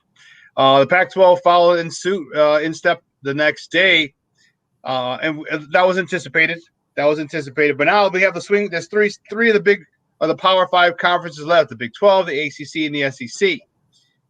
Right now, the Big 12, which we, according to my research, is the swing state or the swing conference. They say they're going on to business as usual. And from what I'm reading, whatever the Big 12 does, the other two will follow. It'll give a majority either way. 3 of the 5 are not going to play, or if they play, the other 2 want to play. 3 of the 5 will be playing. What are you hearing about the Big 12? And do you think, even if you're hearing that they want to play, do you think that they will change their mind in the near future? So right now, the general consensus, of course, that came out last night as well, that there's more that are willing to wait than there are who are willing to not wait right now, which is obviously a very simplistic way of describing it, but it's the truth. Because if you had more of the schools who wanted to cancel right away, they would have. There's a couple who are leaning that way, but right now, at least, they're going to stick it out, and I think that's fine. I mean, I'm not going to pretend like I have the answers here. I'm not a medical person, but if they want to wait a little bit, okay. It's not really going to affect a whole lot in the near future, just because, we've got a couple weeks till they were scheduled to start anyway. Is it fair to the kids? I mean, that's a different conversation. I think it's okay right now to just hold off, and we'll wait to see if we can stick it out with the ACC and SEC, because, as you said, they're clearly motivated to try to do this thing. David, what is going on? And guys, we're joined by David Kenyon from Bleacher Report, talking a little college football right here on Shawn and Maya in the morning. Kids' lives are on the line. People's lives are on the line. You're going to have the trainers. You're going to have the athletic, the water boys, the water girls, the trainers, anybody who's involved and going to be on that field and around these young men are at risk. What is a God-blessed issue? What if they need is one person to get sick and God willing not happen and die? Now, are you going to care about the millions and billions of dollars of contracts? No, because that's a horrible publicity nightmare for college football in general, but especially to the program that it happens with. And then you're going to have lawsuits because believe me, I'm not a Debbie Downer. I am not. I'm a realist though, and this is something that can realistically happen. It's a 7, 10, or 10, 11 game season, or with conferences and bye weeks and everything. It's very, very feasible for someone to get sick, a week or two pass away, then another conference who's playing the same thing, another conference who's playing the same thing, and guess what? Now you got 3 kids, 3 young men, or maybe someone who's affiliated who's on the field have passed away. That's a lot. That's a multi-million dollar lawsuits that are coming down the pipe. And I personally don't see it. And believe me, I love football as much as anybody can possibly love football. But my goodness, man, why are they not just saying let's push it back to the spring? Because kids' lives are on the line. Yeah, I think that is just the biggest question that's going to continue, stuck in our heads as long as this is happening. I guess my concern, thinking about the fall pushing back to the spring. I mean, if you didn't hear Urban Meyer yesterday, for anybody who's listening, that's a really good thing to check out. He just said there's no chance. You can't do the spring.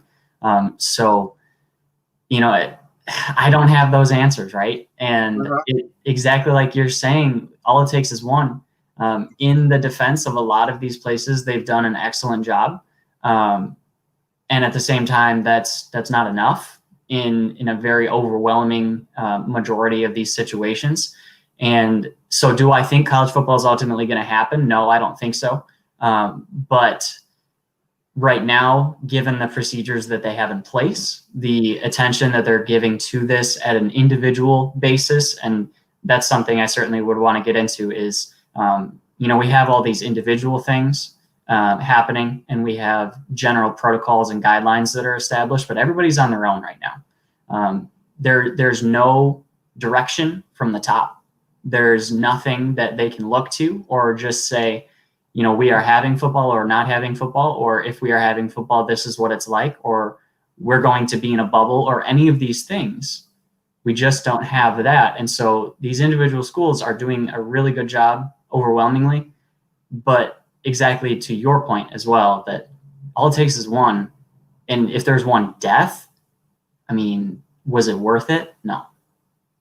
Yeah, and I agree with you. And that, to me, that's just it. It's like you have to expect the best, but prepare for the worst. And preparing for the worst would mean a kid passing away or dying because of it, because of contracting it during a game, practice, whatever. And to me, they're not doing that. And Joseph Phillips, he writes for the Chicago Crusader newspaper. He said the same thing. He goes, college football is not lying to you on what they're doing. They have not lied. They are not lying about their intentions. They are not lying about them being greedy and money hungry. They're not lying. It goes, it's just us who are having a problem, and I hate to quote Oprah on a sports talk show, but she said, once they show you who they are the first time, believe them. And college football has not deviated from who they are and what they're about. And we have, as fans, have to believe them. Like, this is what they're about. And because they're not changing their colors. They're not trying to blend in. They are strictly about money. The hell with the kids. There's another 5-star recruit we'll get next year. Don't worry about it. You have one down year. And that, to me, that's a shame. And there has to be, Scott Frost. Okay. He wants to go and have his own schedule. What if he wants to do certain things and something happens? How does that affect him? How does that affect Nebraska? How does that affect the Big Ten? There's a lot of moving pieces here just to play some football. Yeah, absolutely. I can't say it any better than you just said it, right? Like, there's so much work that has to happen for a lot of these alternatives to be a possibility. And if you look at the last 5 months that these schools and conferences and commissioners, they're all theoretically, supposedly, reportedly cooperating all the time. And then we get to this last week and nobody has any idea what's happening. And the ACC is like, hey, we'll play if you play Big 12. Are you still going to do that? Like, where are we at on that? Like, shouldn't this discussion have been had, months ago? And so that's my frustration is, we saw all of these professional leagues try, and some of them have done a good job and some of them are lacking, and okay, but they put in the effort. And then look at what happened with the NFL like a month ago. They're like, we're supposed to show up for practice in a couple days and we have no idea what the protocols are. And it wasn't even at that point where the NCAA or the conferences, the Power Five in particular, thought, oh, you know what? Maybe we should have some conversations here and actually prepare. And then a few weeks later, here we are wondering how things are going to get canceled. Like, even beyond, are they going to keep playing? Are they going to have a unified approach of how they're even going to cancel? And honestly, the only one we ever got was, well, the Pac-12 is just going to not be first. Yeah, I'll say this. I will definitely give credit to the Big Ten commissioner. It takes a lot of cojones to do that. You know what I mean? To cancel a season, and we all know how big football here is in the Midwest. But Kevin Warren gets, my respect goes out to him. He said, we're not doing it. The first of the big of the Power Five, and man, that's a tough call. Okay, but that tough call just got made gets made a lot easier when you think of the alternative. What could happen? What have you seen happen? Because that's the thing. I'm sure he's seen or had a firsthand experience, a friend of a friend, and hopefully not his family, but where someone got the virus, the COVID-19 virus, and passed away. So it just I applaud him for being the first one. I applaud the Pac-10 for quickly following, and I would like to applaud the last three presidents for removing or canceling or postponing their fall season. I just hope they do it quickly. I just can't see it, David. I can't. Man, the public outcry, the backlash, the lawsuits. Can you? Because here's what I said. Do you think they've done a cost analysis like Big Pharma does? Okay, we come out with this drug. Okay, it's going to cure people. Here are the side effects. All right, some people are going to have cancer, going to die, and this and this and this, and lupus and dementia, whatever. So they'll sue us. Okay, we'll probably have a lawsuit.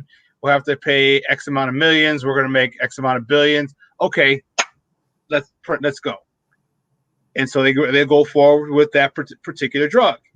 Do you think there were conversations similar to that in the NCAA? Saying, okay, we can get this. We got advertising money. We have TV money. We have merchandising money that people are going to buy.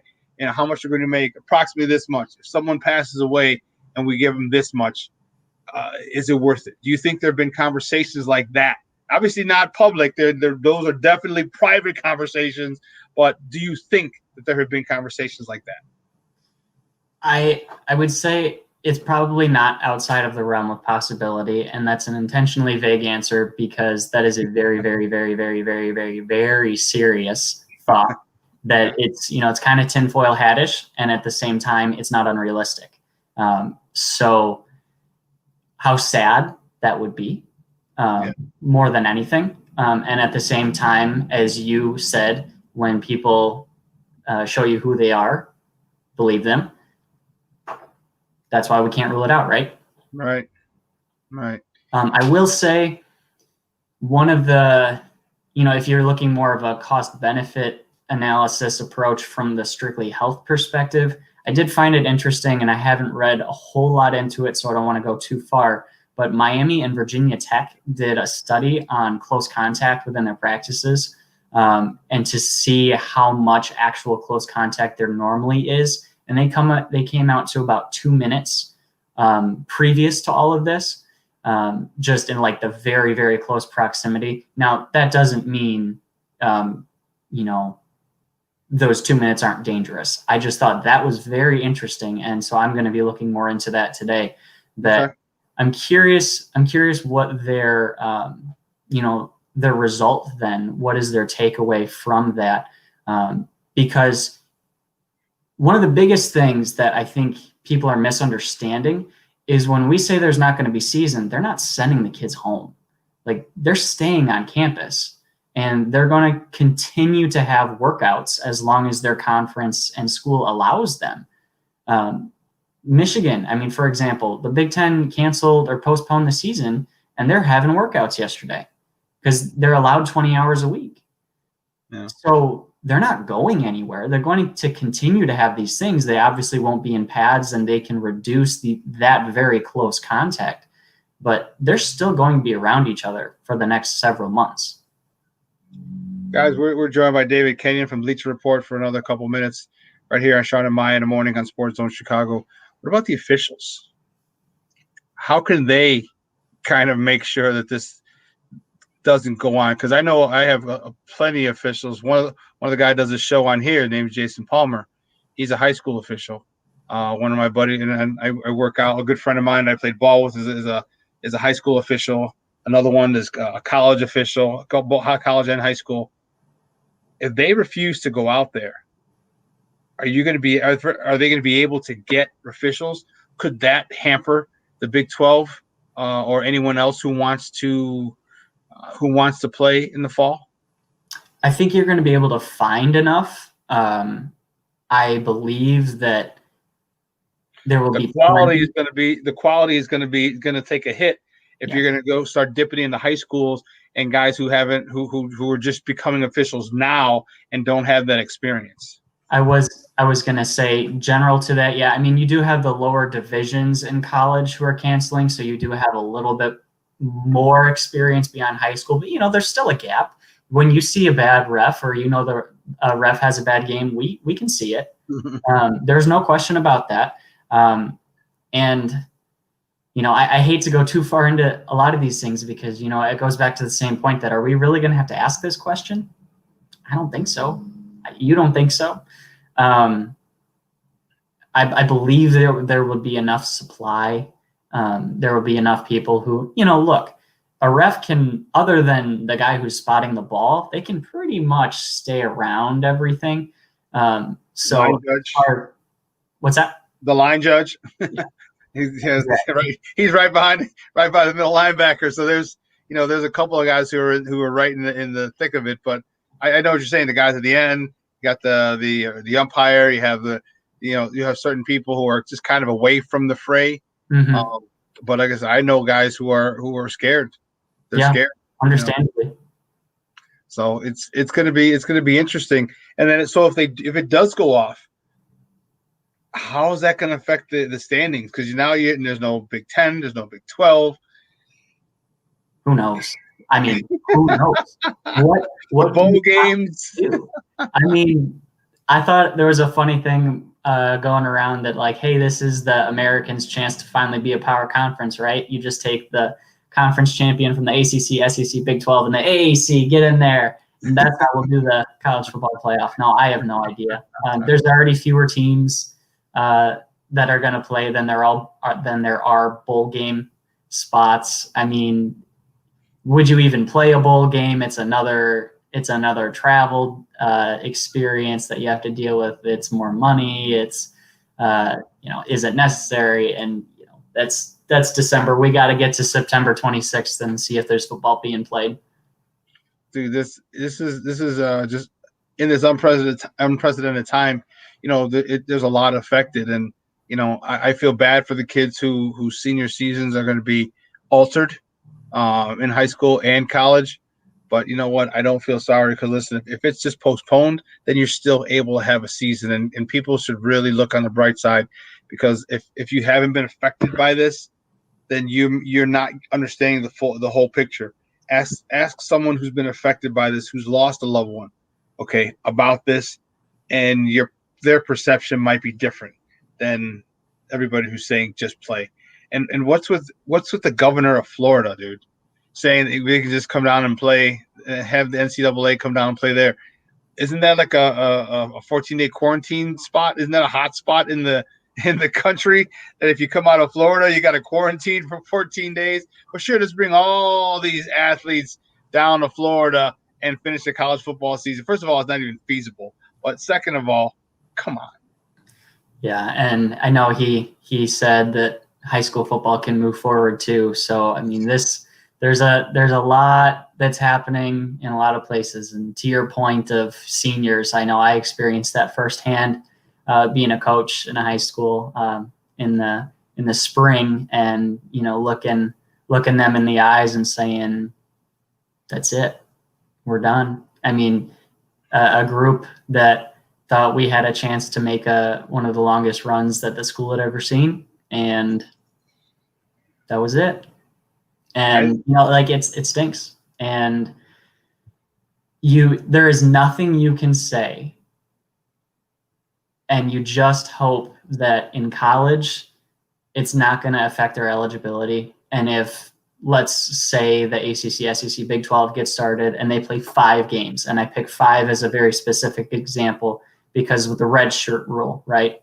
Mm-hmm.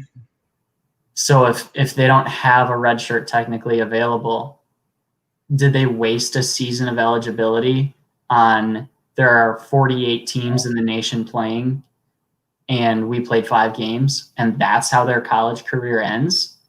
And then if you give them another year of eligibility, what are you doing with the scholarship counters? You get 25 a year and you can have 85 total scholarships on your roster. What does that change moving forward? And we have heard nothing on this. Nothing. And we've known for months what's possibly coming, and at this point is likely coming, and we have no answers and no direction, and that is the most frustrating part of all of this. I want football. I want football to be played safely. Yeah. But if there's not football, I want to know what's happening next, and we have no idea. We just have no idea, and that is why I'm frustrated about all of this. Guys, he's David Kenyon from the Bleacher Report. Hey, great stuff as always, Papa. Thanks for taking time out. Do me a favor, though, let everyone know where they can find you and your work online. You can find me on Twitter at Kenyon19_BR. You can check my workout on Bleacher Report. It's all there. Throw my name into a Google search as well. That'll be an easy way. And today, hopefully, you can catch me in a pool with a drink. You and me both. I definitely have a pool in mind that I'm going to head to after the show. I cannot wait. So, yeah, great stuff. Great stuff, David. We'll talk soon, Papa. Thank you very much. All right, you got it. All right, now, guys, that's David Kenyon from Bleacher Report. And, man, let me tell you something. That there's a lot of questions that still have to be answered for this college football season. And I don't know. You just have to ask, what about this? What about that? What about this? What about that? And, man, it's tough. It's tough, Ivan. It's tough. But for me, when kids' lives are on the line, it's got to stop. It does. Thanks, Junior. Appreciate it, buddy. You had a good show today. When kids' lives are on the line, but they don't give a damn, and we have to start. And this is why. Remember we said this, and this is why they need to get paid. This is why they need to get paid and say, okay, now listen, we're paying you. Now here's the thing: you sign a waiver. Okay. Now, if you want to play, then you continue to get paid or whatever. Fine. All right. That's one way to limit the liability. But, what can you say now? You can't affect scholarships. But, if at least they're getting compensated, you can – I think it's a little easier to ask them to play. Okay. And then say, hey, yes or no. Okay, because you may still not want to risk it and say, okay, fine, and you don't play, you don't get paid. It's fine. But there's got to be something, man. There's got to be, I think this is the perfect thing to show why these players need to be paid. Yeah, and it's obvious. It's obvious. I don't think there's anything left for them to hide when it comes to players' compensation. Right, like we all know it. They're screwed. They're getting screwed over. But what I like was your question about what if the rest of the leagues play? What if the rest of the conferences play? You know what I mean? You only got two conferences, or three? The MAC. The MAC. No. It's the Big 12, the ACC, and SEC. Oh, okay. So they shut down as well? No, I thought they waited. They were waiting. No, those are the only ones who haven't decided. The MAC shut down. No, that's what I'm saying. The MAC was one of the conferences that shut down. So right. You have the Pac-12 and you have the Big Ten shutting down, but you still got the ACC, the SEC. You still got other conferences, the Big 12. Yep. You got other conferences that might be playing football this year. So you're going to see a lot of weird standings. You're going to see a lot of teams, a lot of schools that don't really have, because you got powerhouses in the Pac-12 and in the Big Ten. Ohio State probably was going to go for a challenge for a national title again this year. Yes, they were. And to go ahead and take away those teams, to take away some of the games, to take away some of the, to have to redo the schedule, it's like this is going to be a whole different type of year. And if they do end up playing, it's like, are they right or are they wrong? Did they are the conferences that ended up playing, were they correct? If they did it, if they do it correct, if they have some type of bubble or something like that where the kids are protected, then I could see, then maybe it works. You know what I'm saying? Maybe it works, but there's a lot of ifs and buts, in between getting to that point. And I don't think they could do it. I don't see them being able, with two major conferences already closing shop. I don't see how everybody else can just say, all right, we're going to play football and just, ignore the fact that these conferences shut down because of health concerns that affects your game. I just don't see it. I don't see it happen. I don't think there's going to be any college football. I don't either. Can we get a restart on 2020? That's all I got to say, because this year has been Yeah, it's fast forward. Yeah, I don't even need a restart. It's fast forward. Well, listen, we got to take a quick break, and on the other side of the break, we have more sports conversations. So don't go anywhere, folks. Keep it like right here, Shawn and Maya in the morning on SportsZone Chicago.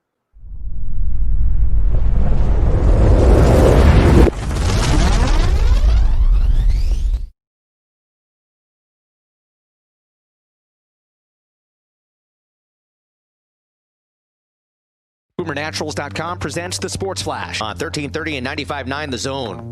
The Blackhawks are down 1-0 in their best of 7 with the Vegas Golden Knights. 4-1 the final on Tuesday. Vegas with 2 goals in the second, 2 more in the third. Riley Smith with a pair of goals. Chicago's only tally off the stick of David Kampf. Corey Crawford with 30 saves in net. Game 2 this Thursday, 4:30 Central Puck Drop. Deep drive to right off the bat of Hayward. Back to the wall. Gone. Cubs radio at the call. The 3-run shot from Jason Hayward gave the Cubs a 6-0 lead over Cleveland in the top of the 6th. 7-1 the final. John Lester picked up the win. He's 2-0. 4 strikeouts, 3 hits allowed over 6 innings. Hayward had 4 RBI. The White Sox doubled up the Tigers 8-4. A 4-run first inning propelled the Sox. Eloy Jimenez with a 3-run shot. Boomer Naturals, your source for 3-layer protective face masks. Breathable protection for adults and kids. Save 20% with promo code SPORTS at BoomerNaturals.com. Chuck Sanders, that's the Sports Flash, 1330 95.9 The Zone. Indeed knows you've got big goals for your business, and we understand hiring is a crucial part of that. You need to hire people who will make a real impact. Indeed can help you find those important hires faster while paying only for what you need without any long-term contracts, thanks to our super flexible payment options. Start finding your important hire today with a free $75 credit for your first job post and get in front of more quality candidates. Go to Indeed.com/high impact. That's Indeed.com/high impact. Terms and conditions apply. For muscle pain, body aches to strains, Blue Emu Maximum Arthritis. It works fast and you won't stink. Its unique formula with emu oil penetrates deep to relieve arthritis pain, sore muscles, joints, and more. Blue Emu Maximum Arthritis. It works fast and you won't stink. Find Blue Emu at Walmart, CVS, Walgreens, and other chains, or visit blue-emu.com. Blue Emu Maximum Arthritis.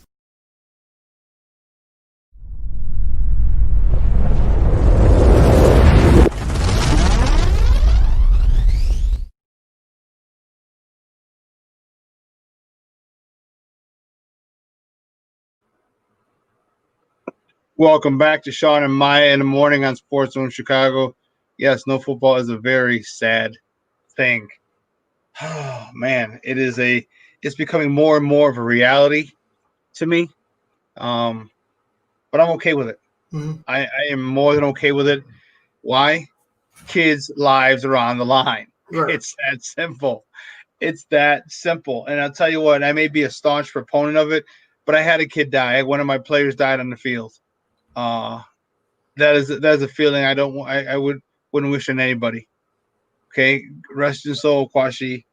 But my goodness, man, I've seen it. Like to this day, I can't watch. Whenever I see him have the defibrillators and they like give him the electric shock, even if it's just a movie, dude, I just have to turn away and look and not see it because it was scary.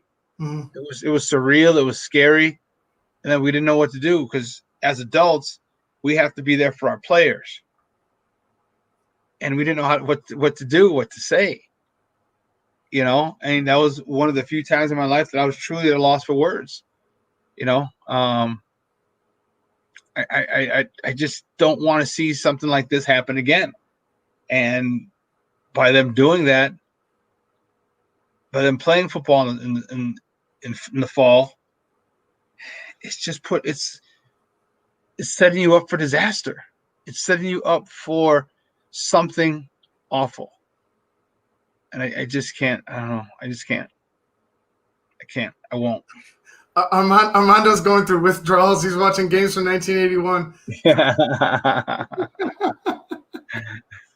That's awesome. That go, like on a more serious note, I'm sorry, I didn't mean it caught me off guard. I was going to post something else, but it's scary when it's kids. But when it comes down to the NFL, they're not going to give a shit. They're going to march them right out there. The NFL is going to end the National Football League will be on as scheduled. You best believe the National Football League will be playing every single day if they have to. Every single day. They could do whatever the hell they want to their schedule now. Yep. No college. If there's no college football, who do you compete against? No one. No one. Basketball? Maybe. No. Not after this. Not after this year. This year's it's going to be like this year football. And I hate to say it. I don't want to paint it as such. At least in the sports world, is like if it works out, man, that'll save a lot. Like that'll save the year for sports fans. Mm-hmm. If the NFL can get kicked off without a hitch. I just don't think anybody in the NCAA gives a crap about what's happening with the players. They're just making sure that they're covering their asses. And it's a sad thing, but it is what it is. I am first of all, I'm almost done talking about this. I made my statement. And when kids' lives are involved, end of story.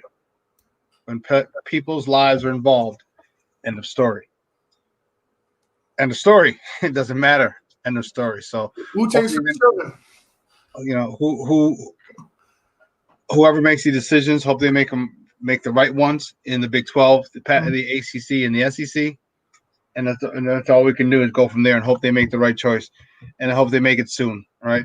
We talked about leadership. Leadership's the ability to make tough decisions. This is a tough decision, but it's a tough decision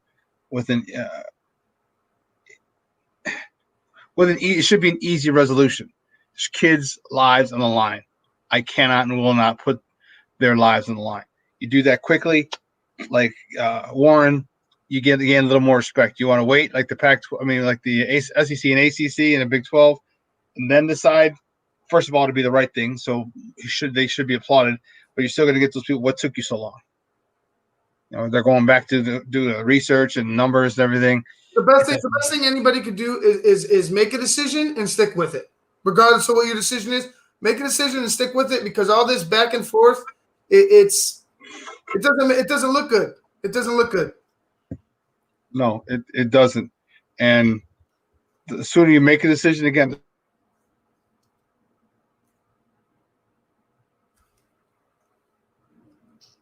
It looks like we lost Shawn. Ooh, yeah. It looks like we lost Shawn for a second. But it's heartbreaking when like the story Shawn was talking about with his player, passing away on the field tragically. If you get that with these teams, if you get that with these universities, the amount of money that they will lose, they'd have to shut down every program. They couldn't run, they couldn't operate anymore. So as long as the decision was made, move on. But I wanted to talk about the NFL. We're a month away. 1 month away from NFL kickoff. I think it was going to be the Chiefs and the Texans, game 1. What are they going to do? What happens if the NFL goes ahead and has an outbreak, a COVID-19 outbreak? Who do they bring up? Who do they bring in? You only have a limited amount of players on an NFL roster, and we all know it's a high contact sport. They're going to be right up in each other's face, sweat, spit, blood, whatever you want to call it. And you got to think if one catches it, regardless if they didn't break protocol or not, if they have it, they can spread it quick. And imagine a locker room of 53, or what do they expand the rosters to 80 in the NFL this year? Yeah.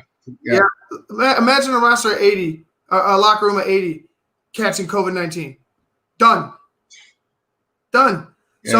So for me, I know they're gonna try to do a business as usual, but you're kind of flirting with danger. Well, Yeah, I think they are. Let's switch gears to talk a little baseball. Talk your Cubs. Your Cubs came on. I wanted to talk about these guys after yesterday's game.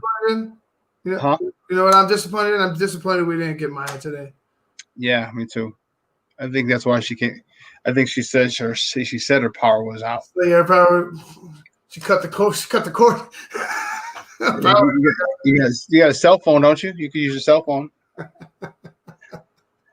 The Cubs looking good, man. The Cubs are looking good. I don't want to speak. You know, I don't want to speak it out loud, and then all of a sudden they come back to bite me. But contender. But I'm telling you, bro, you're not. It's not smoke and mirrors. I know, and smoke and mirrors. That's that Cub thing that gets me because even in 16. Even when Rajai Davis hit that out, I was like, hit that home run. I was like, this is the most Cubs way to lose ever.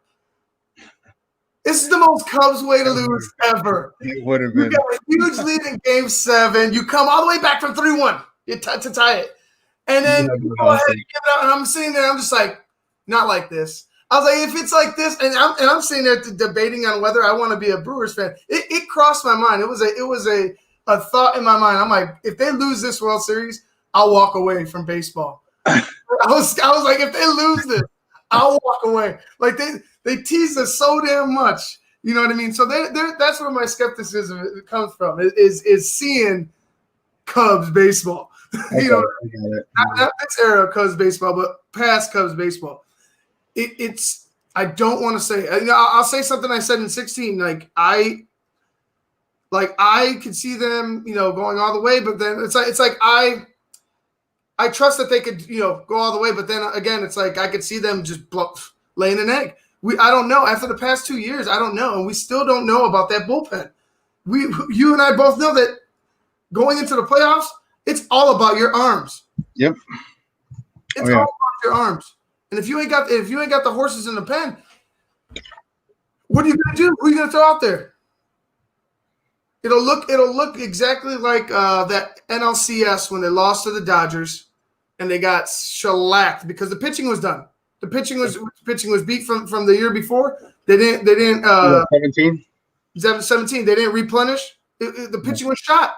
Yeah. So for me, it's seeing the past 2 years, I have to remain skeptical about whether I want to give them, the ultimate blessing. Right now, they're doing everything they're doing everything and more than I expected. I expected them to be decent. What you expect and what you get are two different things, but they're blowing away my expectation. Like I never thought we were going to see this type of a ball club. But again, what I said is the fundamentals.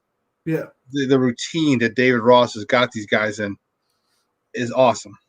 There's certain things with sports, especially professional sports or sports at a high level.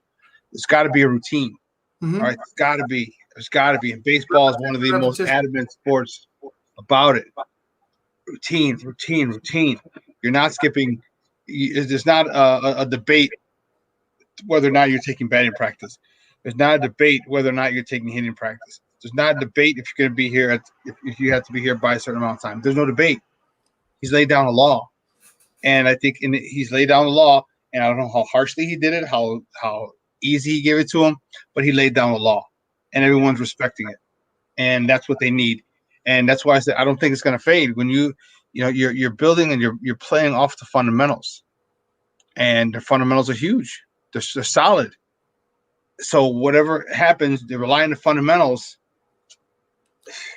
Man, the fundamentals and the fundamentals period, like through and through. But it goes back to the accountability. You said it too. I've said it plenty of times. You said it right today. David Ross, man. That only you could only point the finger at him for bringing that kind of focus back to the Cubs. Dude, you guys are 11-3. You got the best record in baseball right now. Like you said, who the hell makes batting practice optional? Are you kidding me? Batting practice optional? Why don't you make coming up to the ballpark optional? Why don't you tell them to just, hey, look, when you show up in the fourth, I hope you're ready to go. You know what I'm saying? Take your time. Like, you might as well have told him that. But not this team. This team is just they look good. I could that's all I could say. They look better than I thought. And then you got to think Quintana's coming back. Q's coming back. That's so going to be a huge help for you guys. Huge help. What if Q comes back and the whole the cut hasn't affected him? He comes back and he's ready to go. Now you add another arm. Quality arm. Quality, because I'll tell you this. What I would do was move. If it came down to Quintana, I would move Quintana if he's ready, and you see him in a couple outings, and he's you think you like him enough to say he's ready to join the rotation. I'd move Chatwood to the pen, and I'd move Chatwood to a at least a setup role, maybe a seventh inning, maybe seventh, eighth inning. And if you could find a closer if you like a Jeffress, or if you think Kimbrell's going to find it for some reason, go ahead and put them there. But this team has help on the way, which is crazy to say because I thought they were depleted. I thought they were going to be playing this season on like pure will. Getting out to a good start is awesome. They got the best record in baseball right now. I don't see them getting too cocky. I don't see them getting their heads blown up. I see them with a guy an old school kind of player. So I figured he'd be an old school kind of guy, manager, and he might very well be. And I say that because the things that he's doing, as we talked about, are stuff that a lot of players wouldn't respond to nowadays. All right, everyone's feelings are hurt and all this other stuff. Okay, but he's holding them accountable. He has a making baseball fun again. Mm-hmm. Like after 16, you pop the cherry. It'll never go back to that again. It'll never go back. You'll never get that first championship feeling again. But it doesn't mean you don't have other championship feelings. You know what I mean? When I went to the Thunder, and part of it, I came to the Thunder at the end of the 14 season, and 04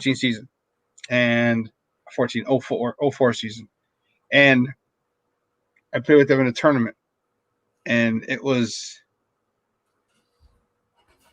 fun. Okay, we won the tournament. The next year we won the league, but the one thing about it is we never got complacent. Never got complacent. All right, we'd have spring practice. A whole bunch of guys would be there. It's usually 5 or 10 guys, and when you're doing semi-pro, we're talking 35, 40 guys on a Sunday afternoon at 12. So you start. Make sure that you don't get too ahead of yourselves. Make sure you don't get too cocky. Yeah, Armando Jr. says they can't get cocky. All they have to look at is the last 2 years. Yeah, you don't get cocky, but you go in with a mindset of an underdog, where I have to prove myself to everybody. And when you do, I'll tell you what, the attitude that you play with changes. The way people perceive you changes. I think it's just a good thing, man. I think, David Ross isn't letting them read their paper clippings. The more I see this season playing out with Ross, dude, and like I said, it's hard to hate on Joe, but I'm gonna say it. Like, Joe was turning this team back into the lovable losers. Joe was turning this team back into lovable losers. They were selling seats. They were on TV all the time, but that product was trash. Straight up trash. He was not having them prepared to play ball games. Well, he was not having them ready to go. And Joe became a celebrity.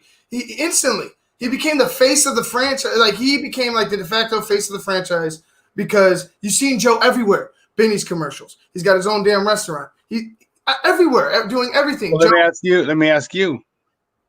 Do you think that detracted from his managerial duties? Maybe, but knowing how Joe works, I don't think I don't know. I think that knowing how Joe works, he does what Joe does.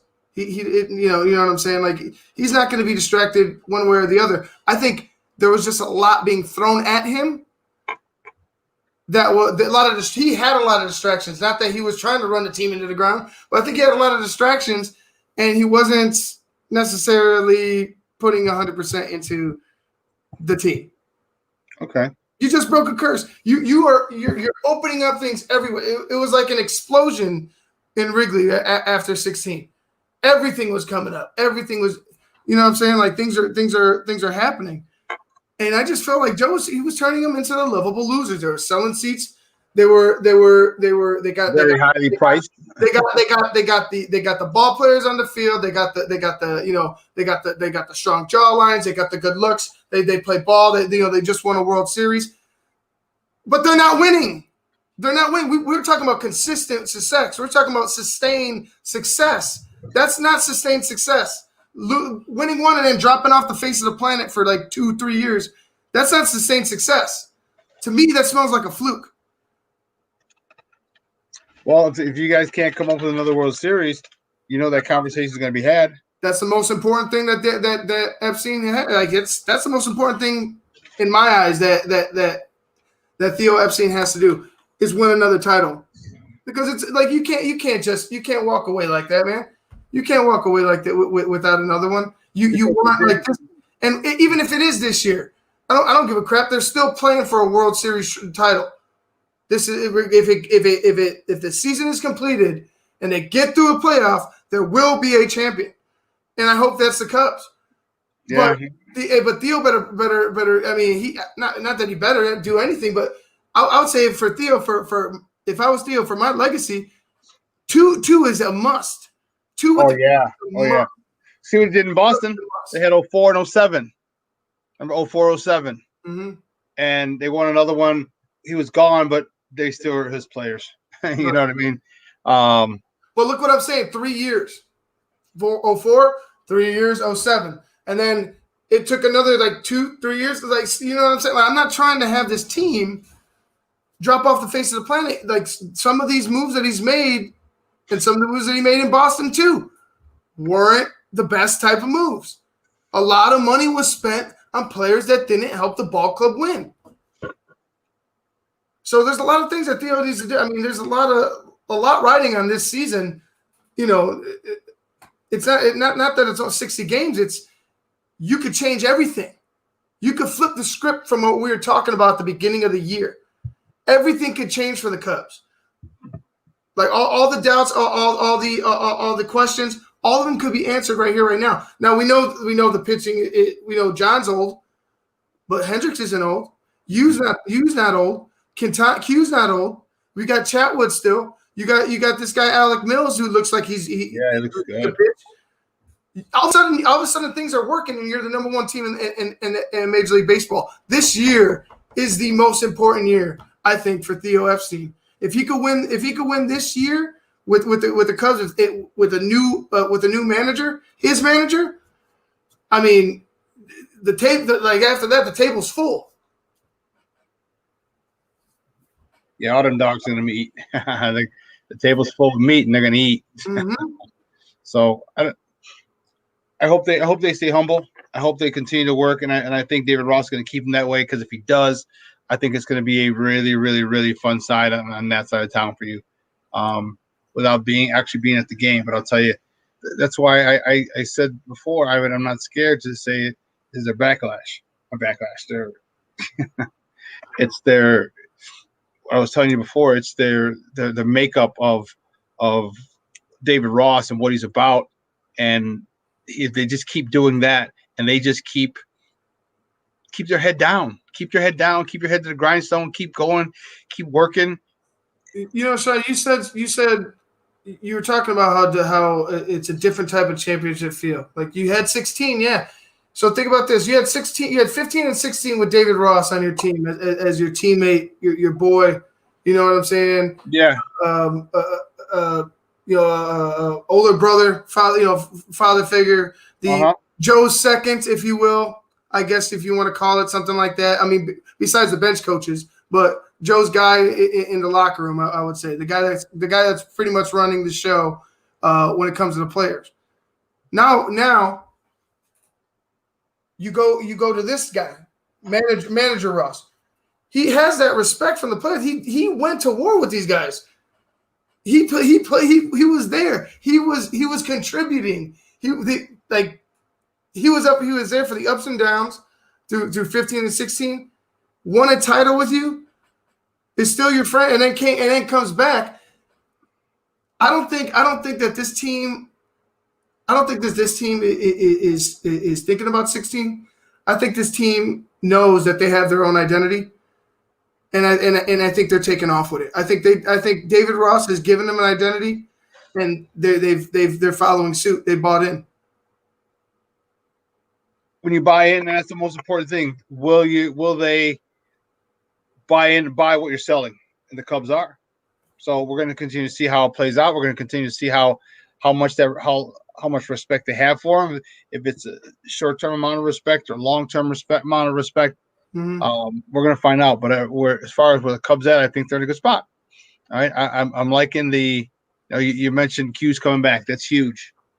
One of the guys that I hadn't really watched or looked for. How's Javi doing?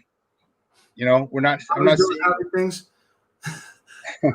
I'm not seeing him on ESPN or sports highlights recently, which doesn't mean he's not performing. It's just we're used to seeing him those shows, whether it be a web jam or whether it be something else. Just I don't know. I mean, I just think I think the Cubs all around are just playing good team baseball. I mean, it's not one guy. Like I really can't point to one guy. It's everybody. No, yeah, I didn't say Javi was a reason. I'm just saying like no. I know. He's not in the limelight, which could be good and bad.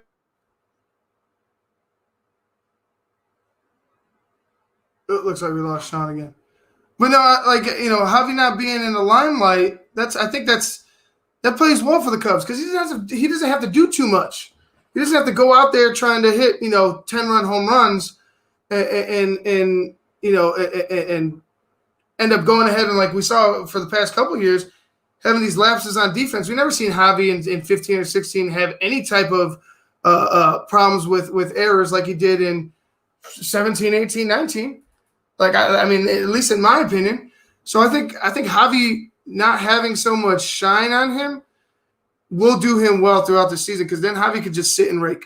Javi could just sit and do what Javi does and play ball and continue to surprise us with with his fielding, with his tag outs, with his home runs, with his running of the bases, his slides, everything that he does. Like I said, the Magic Man. So I mean, he'll be in the limelight soon enough. He'll do something. He'll hit a walk-off slam or have a couple weeks where he's in the top 10 plays on ESPN or whatever.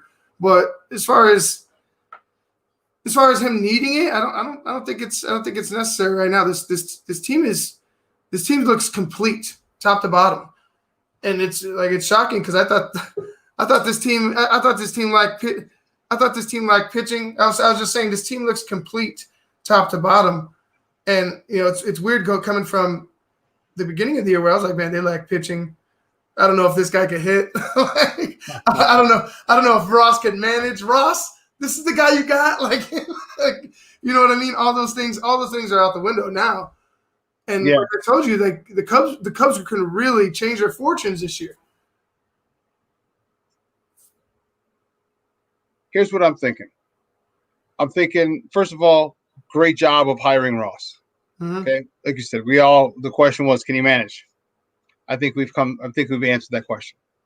I think it's an emphatic yes. Now, can he get these guys to win? Well, the first question's been answered because he's got the best record in baseball at this point. Now, how long he can sustain that? Mm-hmm. That's the question. Now that's a new question. First question was, could he manage? We got the answer to that. That's hell yeah. Now, how long can he manage this well? that's what we're gonna have to wait and see. Well, a manager can only do as well as the players that he gets. You know what I'm saying? Yeah, but there's things. But I'm telling you, like if you get guys bunting, if you get a couple key hits, and you get some, and you lose, okay, you do there's certain things. The things you want to focus on are the process. And I know a lot of times in sports we just want the result, but it's the process. I get you. You know, but you know what? I trust Rick Renteria's on the south side. Like this is David Ross. I trust David Ross more than I trust Joe for the past 2 years. Wow. To say that. I trust David Ross more than that more than I trust what Joe did for the past 2 years. Okay. And I damn sure trust him more than I trust Ricky Renteria. All right. Cool. Not hating on him, Ricky. I mean, Ricky's doing what he's got to do. I mean, maybe Ricky needs to speak up more because if you're pitcher, if you're ace, well, I guess he's your ace. Giolito right now wants to be the ace, is the ace in waiting, but I think Keuchel is your ace, your leader at least. Because but going back to Ricky, speak up, Ricky. Why is Keuchel having I get the players should police themselves, but maybe you should speak up as well because this is your team. Yeah, no, you're right. And we're going to see how it plays out because we're going to have a little more Sox talk right here on the other side of the break. So don't go anywhere, folks. Keep it locked right here. Shawn and Maya in the morning on SportsZone Chicago.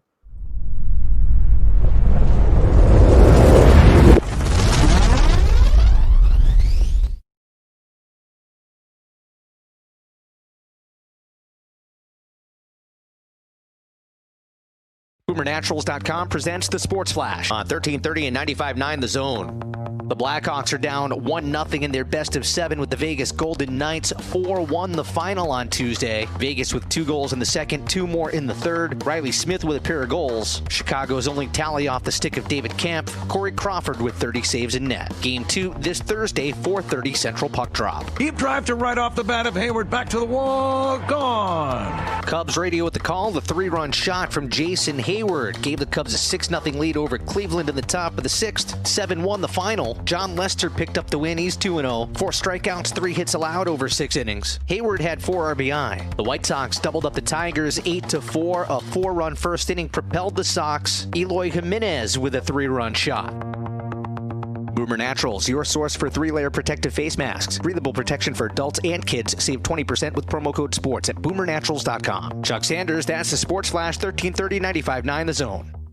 Indeed knows you've got big goals for your business, and we understand hiring is a crucial part of that. You need to hire people who will make a real impact.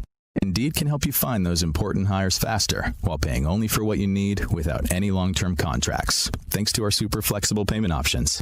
Start finding your important hire today with a free $75 credit for your first job post and get in front of more quality candidates. Go to Indeed.com/high impact. That's Indeed.com/high impact. Terms and conditions apply. For muscle pain, body aches to strains, Blue Emu Maximum Arthritis. It works fast and you won't stink. Its unique formula with emu oil penetrates deep to relieve arthritis pain, sore muscles, joints, and more. Blue Emu Maximum Arthritis. It works fast and you won't stink. Find Blue Emu at Walmart, CVS, Walgreens, and other chains, or visit blue-emu.com. Blue Emu Maximum Arthritis.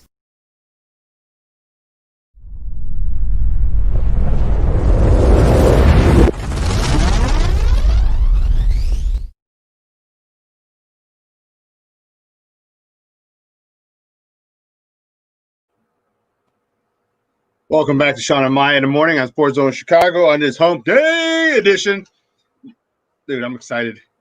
85 degrees to 86 degrees today in the Chi. Nice day. It wasn't, tell you what, it wasn't that nice this morning. Man, oh man, oh man. It would be going to CrossFit this morning. Let me tell you. Yeah. It was nippy. Well, dude, last night, like yesterday, for about 5 hours, we had no power. Because really? Well, they were going ahead. I think they were splicing the line back because I think there was branches down in the alley, so I think they got in, caught the line or whatever, and jacked everything up. But I think the entire block had no power for 5 hours while they were working, and that was a pain in the butt. I was looking up the update on on the website, and it kept saying it was gonna be 5 days. I'm like, 5 days? I'm like, wait a minute, dude. I'm like, hold on, bro. Like, you need help? I'll go out there. Like, just let me know. You want me to hand you a tool? I'll hand you a tool. Like, but I'll hand you 7 1/4 in a heartbeat. Not possible. 5 days is not possible. But it ended up being, it ended up refreshing and only being a couple hours. Yeah, that was crazy, man. It was nuts yesterday. So today I'm looking forward to. I got a couple things to do after the show, and then I can just kind of chill. So I'm looking forward to that. Watch a little White Sox baseball. Tim Anderson returned yesterday for the good guys. I'm sure he'll be back in the lineup today at the for the White Sox. And the White Sox started literally right after we get off the air. And don't forget, guys, at 12 o'clock, coming up immediately after us is La Vida Baseball. They're on from 12 to 12:30, so make sure you check it out every Monday and Wednesday. Isaac Ian Jr., Jennifer Mercedes, and Alexandria is the other one, and those three are a great team together. So make sure you tune in right here. Keep it locked right here, Shawn and Maya in the morning. I'm sorry, on SportsZone Chicago, they tune in right away. There's a lot, but speaking of the White Sox started at 12:10 today. All right, so they get started early. There's a day off tomorrow, so I'd like to see if they can win this rubber match against the Tigers. Dylan Cease is on the mound. He's 2-1 with a 4.05 ERA. Going up against Matthew Boyd, 0-1 with a 9.20 ERA. So if we can touch up Matthew Boyd quickly, soon, early and often, we should be able to come away with another victory, another series victory, which is what I'd like between for every series. Just win the series. Not sweep, just win a series. I think Tim Anderson coming back yesterday was huge. He's a guy who you place him atop the line, top of the order. He was 1 for 4 yesterday, but he brings an energy back to the squad. Okay, that is sorely missing when he's gone.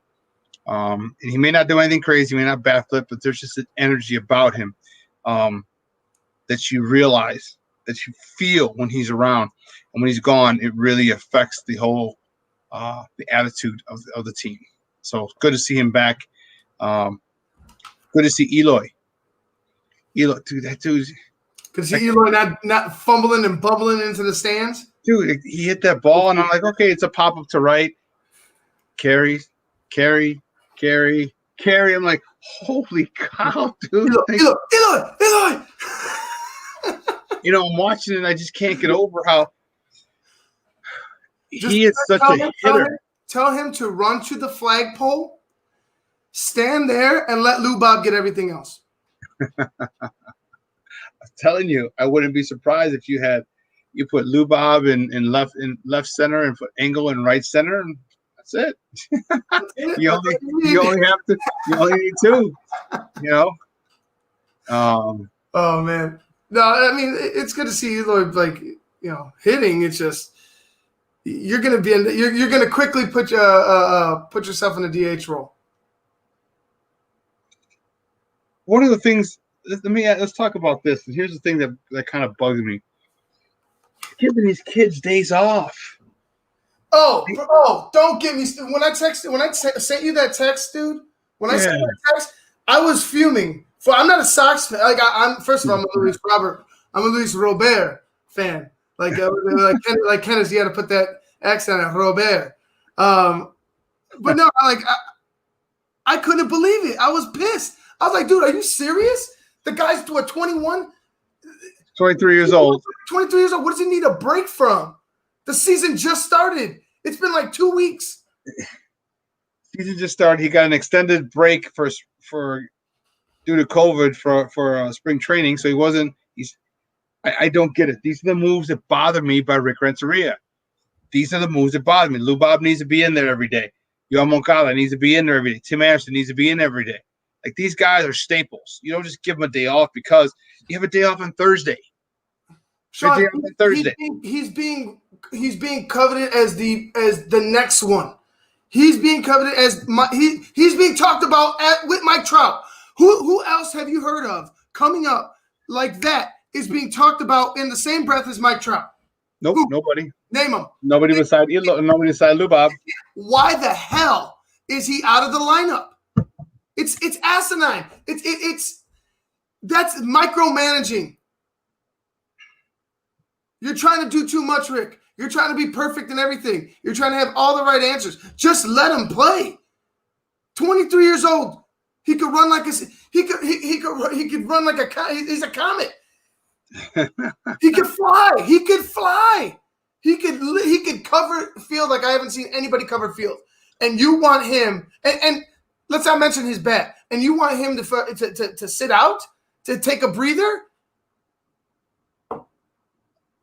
Dumb. It's dumb. That's what gets you replaced, and then you have to go watch your team win the World Series after. You know what I'm saying? That's what happens.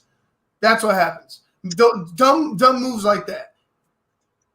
This is what's going to get. This is what they're using, and if you don't think that they're using anything they can to build a case against Renteria, okay? Let's be honest. They saw what the Cubs did. They know what the Cubs did.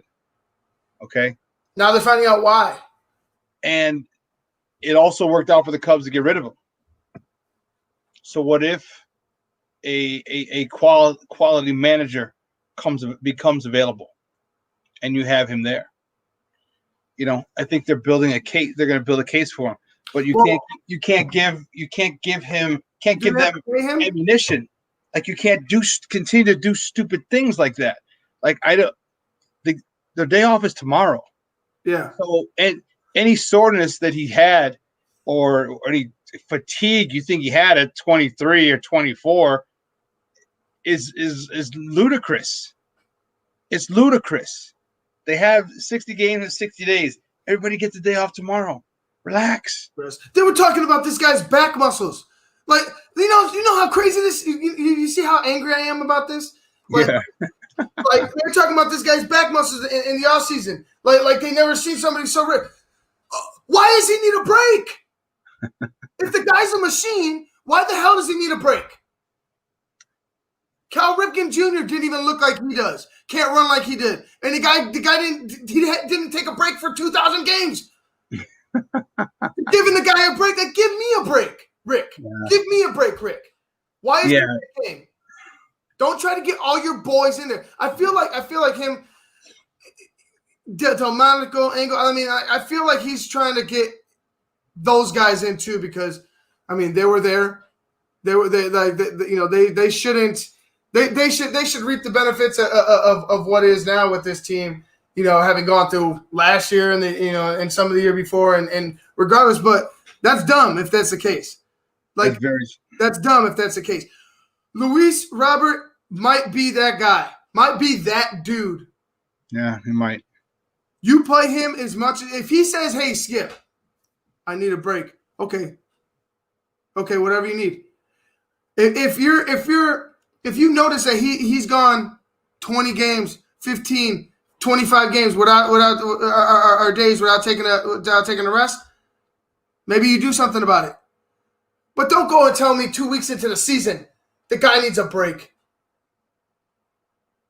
It doesn't make sense to me. It doesn't make sense to me. It doesn't make sense, period. That looks like we lost Shawn again. But yeah, the little things is going to get Rick fired. It got him replaced on the north side. It's going to get him replaced on the south side. The team is ready to compete. They're ready to compete now. Built the way they are, they're ready to compete. Why do you need a boot to the ass from your new free agent pitcher to get things going?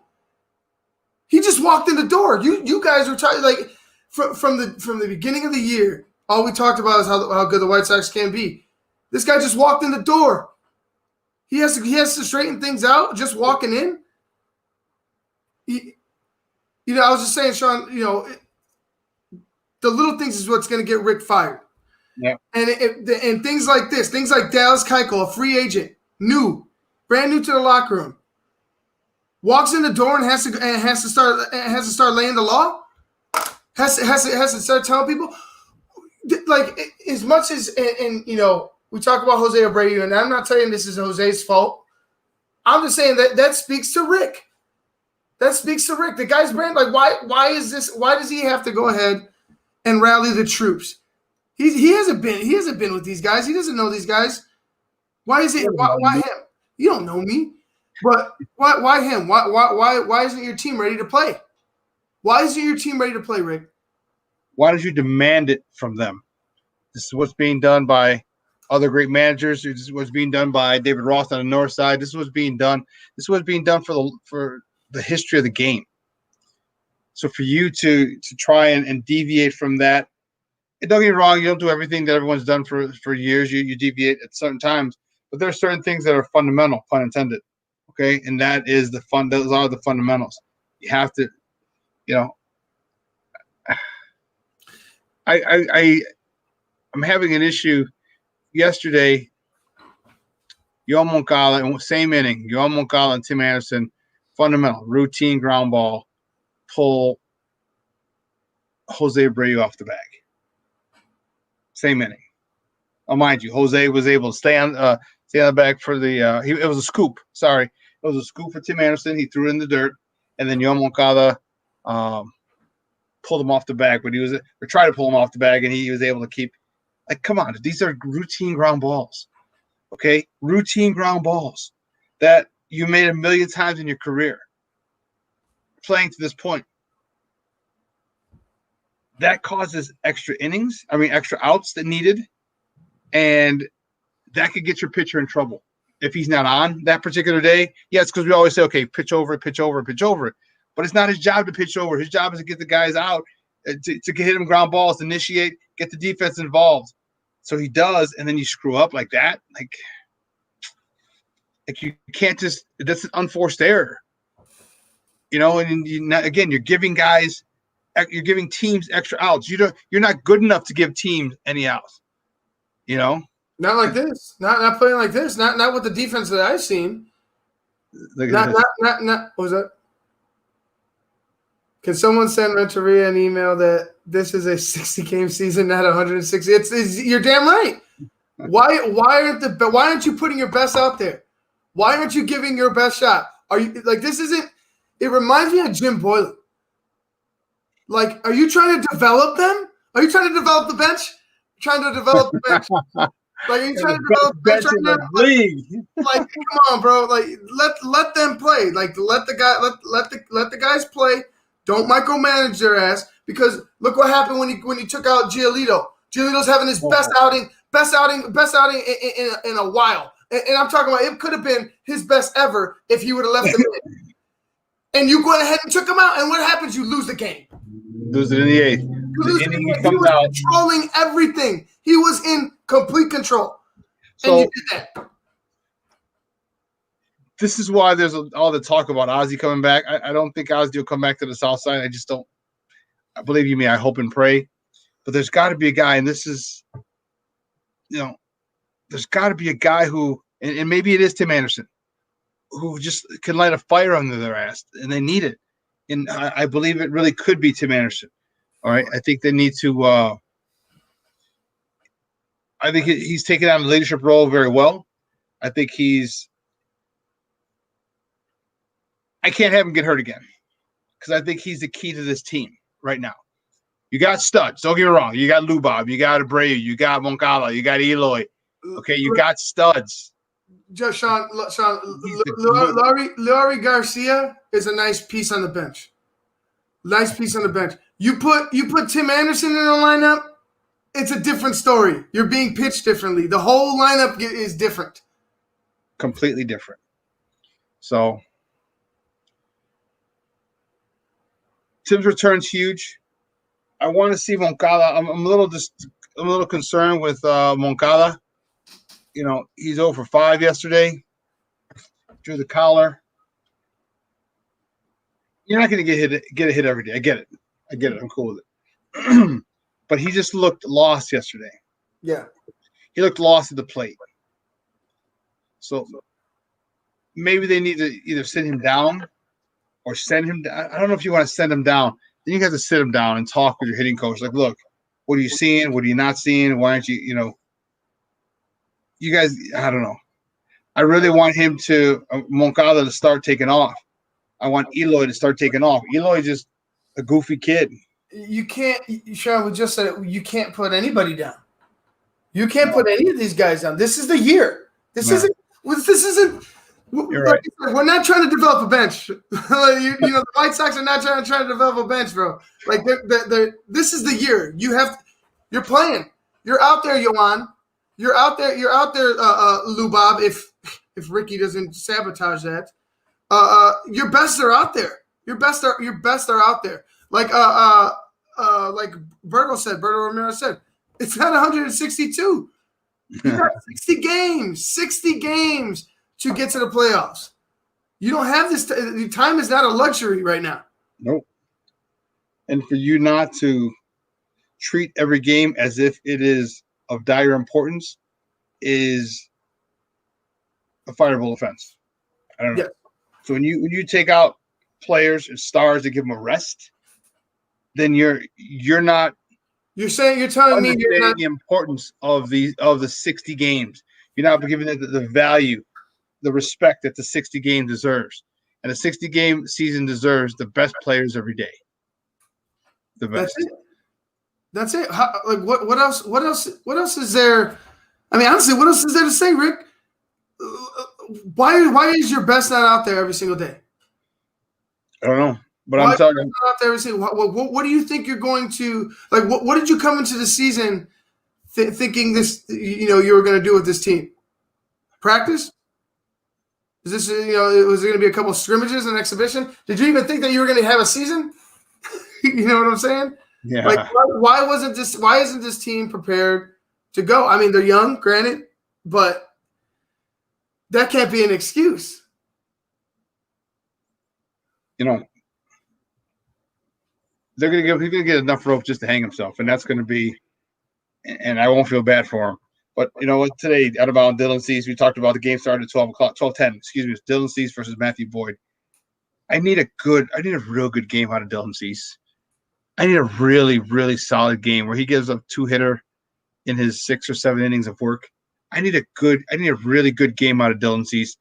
1 for his confidence, 2 for mine and the rest of Sox Nation.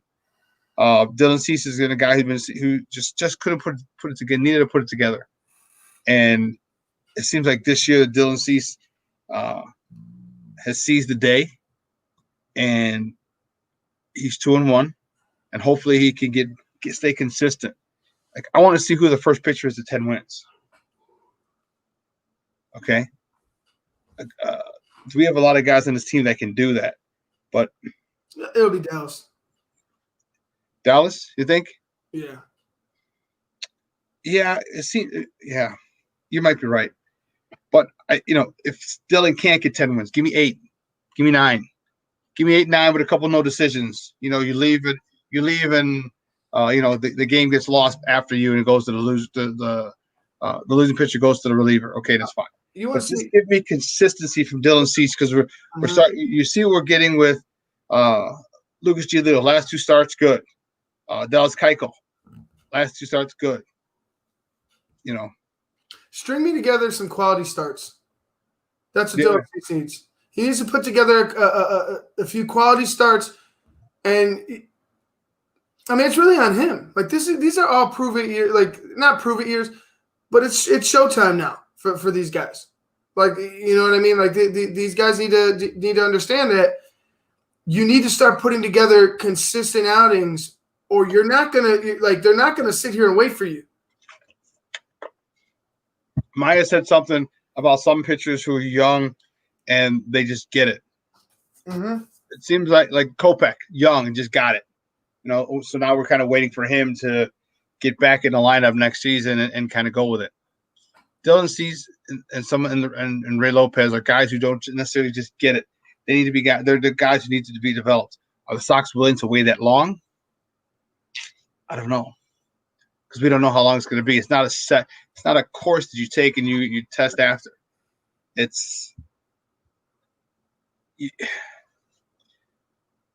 I love pitching. See if back in 05 we were spoiled big time.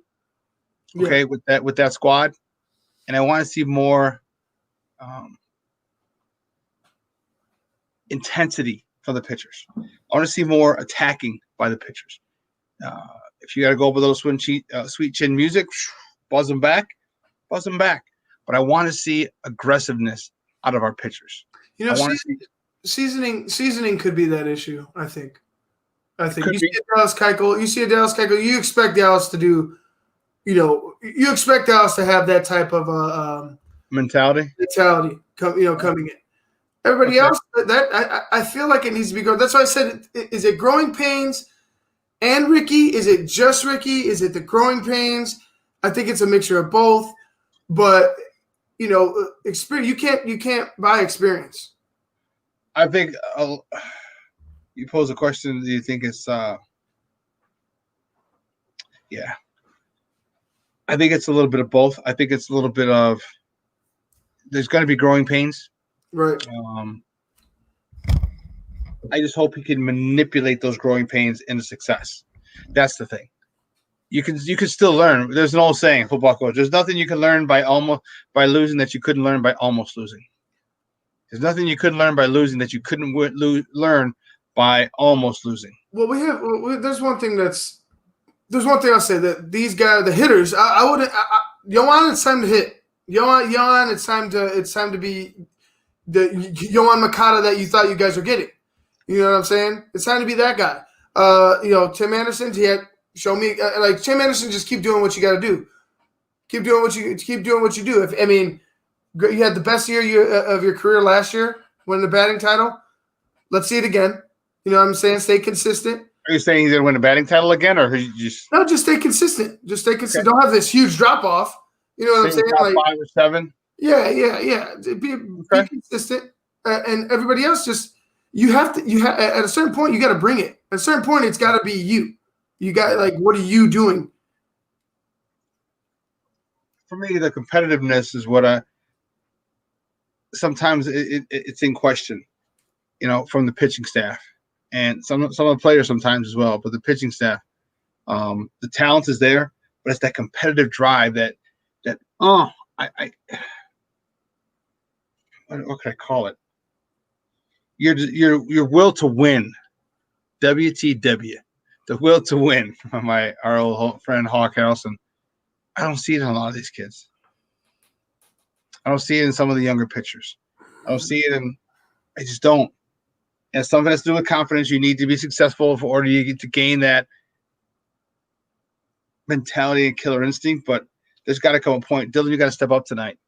And I got to say, oh, damn, good job, Dylan. Okay, now there's a couple good starts. Then who's next? Oh, wait, that's a couple good starts. Good. Who's next? Lucas Giolito. Boom. Okay, that's 3 good starts, Giolito. Okay, good. That's what I want. This is what we need from this team. Because if you start playing fundamentally, stick to the basics, you're gonna win. You're gonna win more games than you lose, and it's just a matter of time. So I don't know if I say the White Sox make the playoffs now. They got to turn it around. They have to turn it around. Because the rate they're going, they're going to miss the playoffs. And the playoffs includes everyone and their mama this year. So they're going to miss the playoffs if they keep it up this way. Right. And it'll be if they do make the playoffs, that, like I said, that experience is going to be good. So you should want that, regardless if you win or lose. If you get ousted in the first round, or if you win a couple, you know what I mean? Whatever it may be, that experience for your ball club in a playoff atmosphere is huge. Yeah, it is. Well, listen, guys, we got to take one more break. On the other side of the break, we're going to talk a little more. Talk a little Blackhawks and more conversations, sports conversations. So don't go anywhere. Keep it right here, Shawn and Maya in the morning on SportsZone Chicago.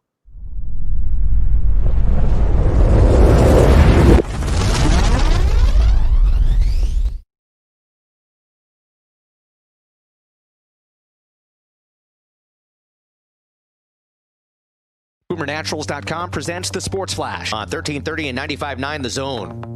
The Blackhawks are down 1-0 in their best of 7 with the Vegas Golden Knights. 4-1 the final on Tuesday. Vegas with 2 goals in the second, 2 more in the third. Riley Smith with a pair of goals. Chicago's only tally off the stick of David Kampf. Corey Crawford with 30 saves in net. Game 2 this Thursday, 4:30 Central Puck Drop. Deep drive to right off the bat of Hayward. Back to the wall. Gone. Cubs radio with the call. The 3-run shot from Jason Hayward gave the Cubs a 6-0 lead over Cleveland in the top of the 6th. 7-1 the final. John Lester picked up the win. He's 2-0. 4 strikeouts, 3 hits allowed over 6 innings. Hayward had 4 RBI. The White Sox doubled up the Tigers 8-4. A 4-run first inning propelled the Sox. Eloy Jimenez with a 3-run shot. Boomer Naturals, your source for 3-layer protective face masks. Breathable protection for adults and kids. Save 20% with promo code SPORTS at BoomerNaturals.com. Chuck Sanders, that's the Sports Flash, 1330 95.9 The Zone. Indeed knows you've got big goals for your business, and we understand hiring is a crucial part of that. You need to hire people who will make a real impact. Indeed can help you find those important hires faster while paying only for what you need without any long-term contracts, thanks to our super flexible payment options. Start finding your important hire today with a free $75 credit for your first job post and get in front of more quality candidates. Go to Indeed.com/high impact. That's Indeed.com/high impact. Terms and conditions apply. For muscle pain, body aches to strains, Blue Emu Maximum Arthritis. It works fast and you won't stink. Its unique formula with emu oil penetrates deep to relieve arthritis pain, sore muscles, joints, and more. Blue Emu Maximum Arthritis. It works fast and you won't stink. Find Blue Emu at Walmart, CVS, Walgreens, and other chains, or visit blue-emu.com. Blue Emu Maximum Arthritis.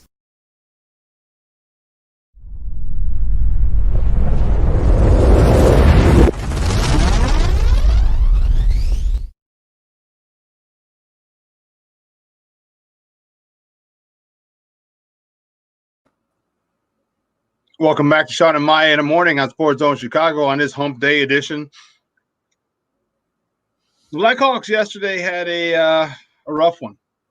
A rough one yesterday. It was reminiscent of the way they started off the series with the Edmonton Oilers falling behind early or first, and Vegas got 2 on them quick. 2 before the Blackhawks were able to come through and break through, and They tallied 1 in the first, which gave us hope. Like, okay, good. 2-1. I'm sorry, not in the first, in the second. The scoreless after 1. But they tallied, and you're like, okay, let's get some momentum. Let's do this. They're just not doing it. They're just not doing it against this Vegas team. Vegas is a good defensive team. This Vegas is a team that even the defensemen are part of the offense. There's a lot of guys you have to be accountable for, and Robin Lehner is the dude. You know, we keep forgetting Robin Lehner was, or some may forget, that Robin Lehner was with the Hawks this season. They traded him to Vegas, and let me tell you something. I was wondering how the game was going to go. Mm-hmm. You know, was Robin Lehner going to, as competitors, and you have to be a competitor to get to play on that stage. You have to be. So how bad did Robin Lehner want to beat the Blackhawks? How bad did Corey Crawford want to beat the Golden Knights? Because you have 2 goalies who are here. I mean, honestly, the Hawks did Leonard a favor. The Hawks weren't even supposed to be in the playoffs. They did do him a favor. They did him a favor. They didn't send him. They didn't send him to no cast-off team. You know what I mean? Like, they did him a favor. Like, we did. They honestly did not expect to make it to the playoffs. Yeah. And by all accounts, for what happened, they shouldn't have made the playoffs. But shit happens, and now we're here. So I don't know if he has any real ill will. I know, of course, you want to beat everybody wants to beat their old team. You always have some you always have that. With you, but I don't think he has too much animosity towards the Hawks. Animosity, no, just wants to beat them. Right. Yeah. Corey Crawford's got to play better. The Hawks got to shoot the puck more. The Hawks have to stop being so God blessed cute with the puck. Kirby Dach needs to fire the puck. They were screaming it. I could hear them on the bench. I don't know if it was the coaches. They were screaming it. Shoot! Shoot! They're like yelling to shoot the puck as you're shoot the puck. Just shoot the puck. Shoot the puck. Shoot the puck. If you have a lane, shoot the puck. Because once they get set up once you get set up and Vegas slows everything down, that's when they block shots. That's when they could go ahead and poke the puck away from you. That's when they could go ahead and show why they're so good defensively. Yeah. But my thing is it's the lapse. It's the lapse in focus. None better than like you said, Corey's got to be better. But here's a combination, the biggest combination of the night. Like when I say Corey's got to be better in the lapse in focus, that pass in the neutral zone that led to it being 3-1, right over the shoulder, right over the right shoulder. How in the hell do you make that pass through the middle of the zone? Like he's gonna like whoever was flying off the bench. I didn't see who was flying off the bench. Like he's just gonna go take the puck and run with it and be gone. What the hell do you think this was? You pretty much and then it was a shitty pass at that because you pretty much passed it to the dude. You know what I mean? It wasn't a good pass at that. So now you combine a shitty pass, bad play, and bad goaltending. That's not good. Corey at a certain point. You got to think Corey did as well as he could have, but you cannot give them opportunities like they had when you had these lapses, when you turned the puck over. You can't continue to do that because we've seen when Corey gets bombarded, sometimes he'll have a game where he blocks 50 shots. But there's times where it's like, hey man, enough's enough. Like you can't let him catch these 2-on-1s all the time. You can't let him have a breakaway. You can't let this slide. You got to give him some help. And the Hawks didn't do that. The Hawks, all their flaws, like I said, all their flaws showed themselves. They did, and I don't know. I think it's going to be a quick series. I just don't think they have the firepower to hang with Vegas. Just don't. I think they got the firepower. I just think that when you're Jeremy Colleton, you got to reiterate. Stop. Like you got to stop this.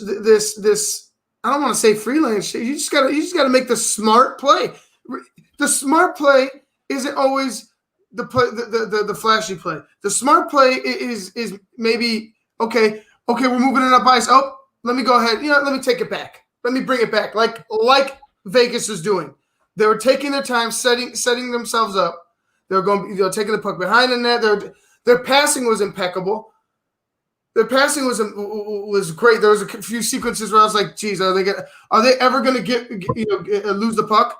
I was like, "Are they ever going to knock it off their stick?" The Hawks can't have that in order to win. I think they have the firepower to stay with them, but do they have the mental fortitude to not make mistakes? You know what I'm saying? Not make mistakes and not give them opportunities.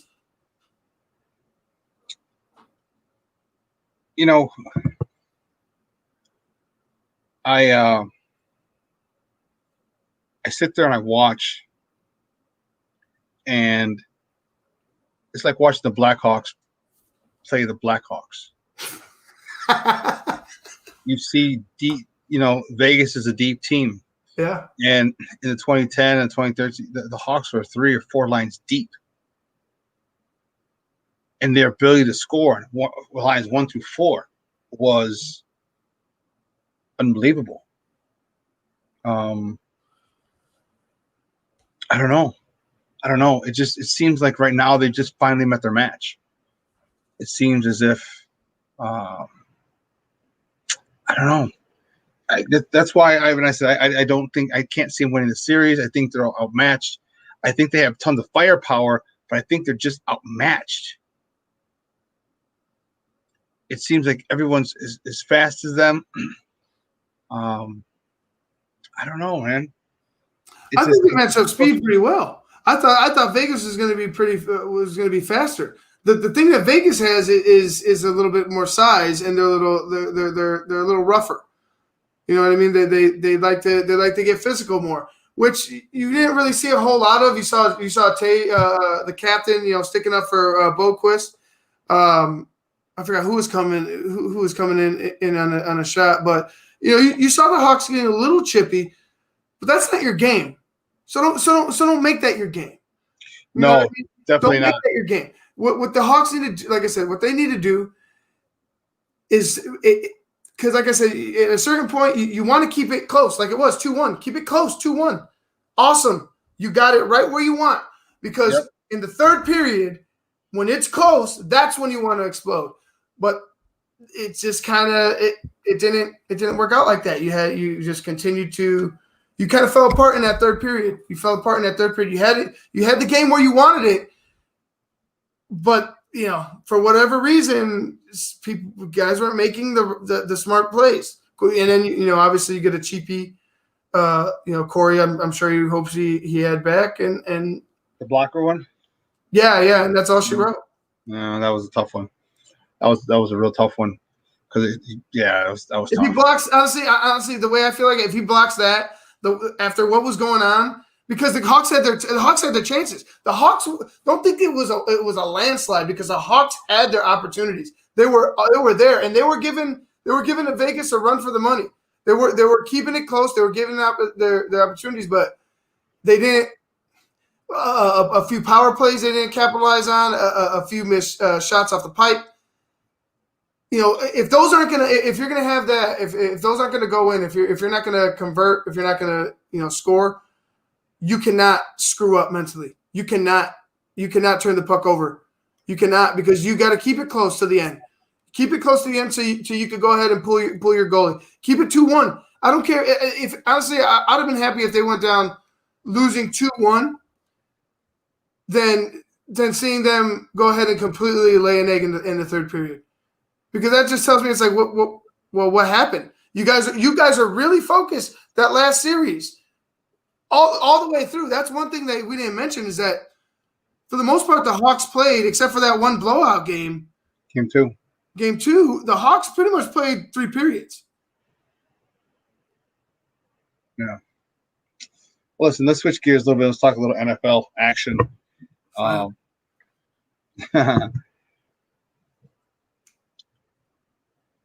First and foremost, do you think the NFL season is going to go on? Because don't forget, they have a public, they have an image as well, and more outbreaks on a team is really going to make them kind of force them to shut it down. Do you see that happening? I can see a ridiculous outbreak. Yeah, if guys are breaking protocol all the time, like I said, do what you got to do to play. I'll say it till I'm blue in the face. Do what you got to do to play. But if guys are breaking protocol in a high contact sport like the NFL, with a locker room full of guys, 80 guys, like, come on, man, like that's disrespectful to your organization. That's disrespectful to your teammates. That's putting your teammates and your teammates' family at risk. If the NFL goes on and, like you said, these aren't kids. These aren't kids. These are grown men that make decisions, and they have an opportunity to opt out. They have an opportunity to opt out. They had. And there was a deadline. And there was a deadline. So, you're a grown man. This money isn't guaranteed. The money that you're making, the NFL money ain't guaranteed. Not all of it. So some of these guys are making financial decisions. I'll say this. Guys are making decisions for their family more times than not, because it's either I'm making a decision for my family to make this money, or I'm making a decision for my family to stay safe. Either way, these guys got they got a decision to make, and it's on them. But as far as the NFL, what are you going to do to keep your players safe? What's going to be the protocols? What is it? Is it going to be a bubble? Are you going to have what? How can you even do a bubble? Like what are you going to do to make sure that there's no spread? To make sure that your players are safe. They're not out contracting the virus. They're not out on just running amok. What are you going to do? I don't know what they can do. And see, everything that happens that you want to implement has to go through the run up against the union. Mm-hmm. Penalties and things like that. They have to do something. I'm hoping, I'm praying that it gets off. And because I could care less if the NFL owns the weekend. It's more for them than anyone else. But I'd love to see football. I'd love to see tackling, hitting, blocking, all that stuff. I'd love to see it, but a lot of players are concerned. Because if you're here at this particular point, you can't opt out. So your salary. So my question, what happens to their salary? So if you get COVID and you miss 2 weeks, you can't play. You don't get paid. The thing is that you've seen it done right? At the NHL, they don't have anybody out. They had nobody. Nobody ever had an outbreak. The NBA, people have gotten it because they've been idiots. Right, but now recently they haven't gotten. No one's gotten it. Right, but nobody's gotten it. So there's a way. There's a way. There's some way somehow you can figure out how to do it. As long as your teams are isolated, as long as you don't have guys breaking protocol, there can be a way. And these guys are professional athletes. This isn't college. Like I said, the worst thing can happen in college is, you're going to get kicked off the team. Maybe you get suspended for some games. They're taking money in the NFL, and they can cut your ass. And now you have no job, and you have no job. You're not playing ball. Like, you have to make sure, especially, like I said, with the contact and the amount of players and the amount of cities and travel, that nobody is screwing up, because one guy spreading it without nobody knowing. You can't have a Miami situation. You can't have a Marlins situation in the NFL. No. It'll be 30. Yeah. A lot of questions, man. A lot of questions that need to be answered. A lot. I'm hoping, our Bears stay clear of the COVID-19 virus. So far, we have. It seems like 2 guys did opt out, but I wonder. I want to see them play. I miss it. You and I were both football guys, and we asked a couple of questions yesterday. We didn't talk about quarterback. We didn't talk about what I mean. We there's other things. I want to see this offensive line gel. Can they gel? Will they gel? I want to see them gel. Is Matt Nagy going to run the ball more? I want to see him run the ball more. I need to see him run the ball more. Dave Montgomery wants to run the ball more. Are we going to see that? There's so many questions that I want to ask, that I want answered. It's not even funny, but whatever it is, I just want football. I love football. I live and breathe it. And love my Bears. I just want football. I want football, but I don't want anyone dying. Is that asking too much? Yeah. Well, apparently, to Major League Baseball. Major League Baseball is like, hey, we're going to do this, and we're not going to do it the right way. We're just going to go ahead and let everybody run amok.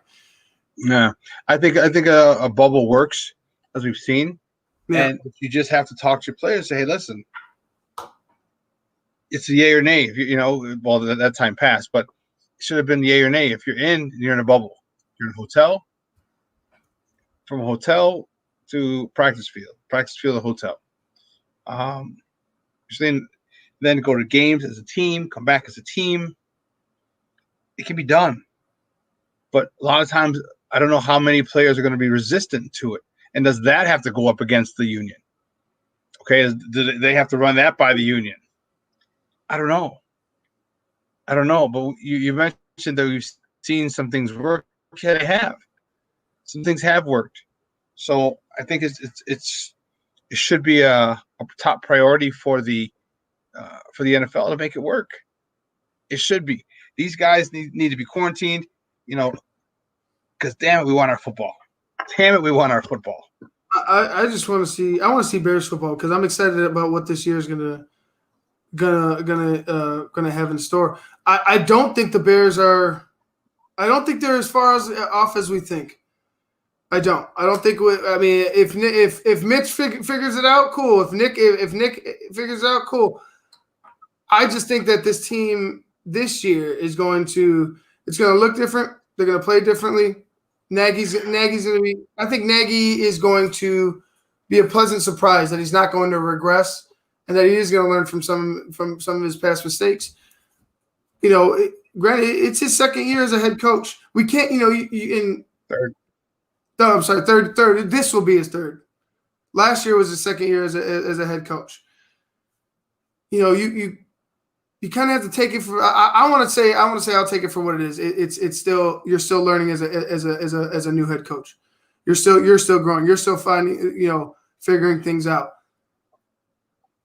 I think the Bears are going to. I really think they could win the North. I really think they could win the North. I think the Vikings are old. I think Detroit. I think the Vikings are old. I think Detroit's hapless, and I think the Packers are in more turmoil than they want to show. They like to throw a curtain over all their problems. They just throw some newspaper over it, and nobody sees that. Don't pay attention here. But what if Aaron goes down, and not only that, what if it just doesn't work out with no weapons? Are you gonna sign? Are they gonna sign Antonio Brown? Are you willing to jeopardize the nucleus of your team? That's interesting. Yeah. Like, what are you gonna do? The Bears have this is prime for the Bears. This year is primed and ready for the Bears to go ahead and have a monster season and get to the playoffs. Did you see the article? I forgot who talked about it. Oh, it was Brett Favre said he would love to see Aaron Rodgers play for the Bears after next season. I would love to see Aaron Rodgers play for the Bears.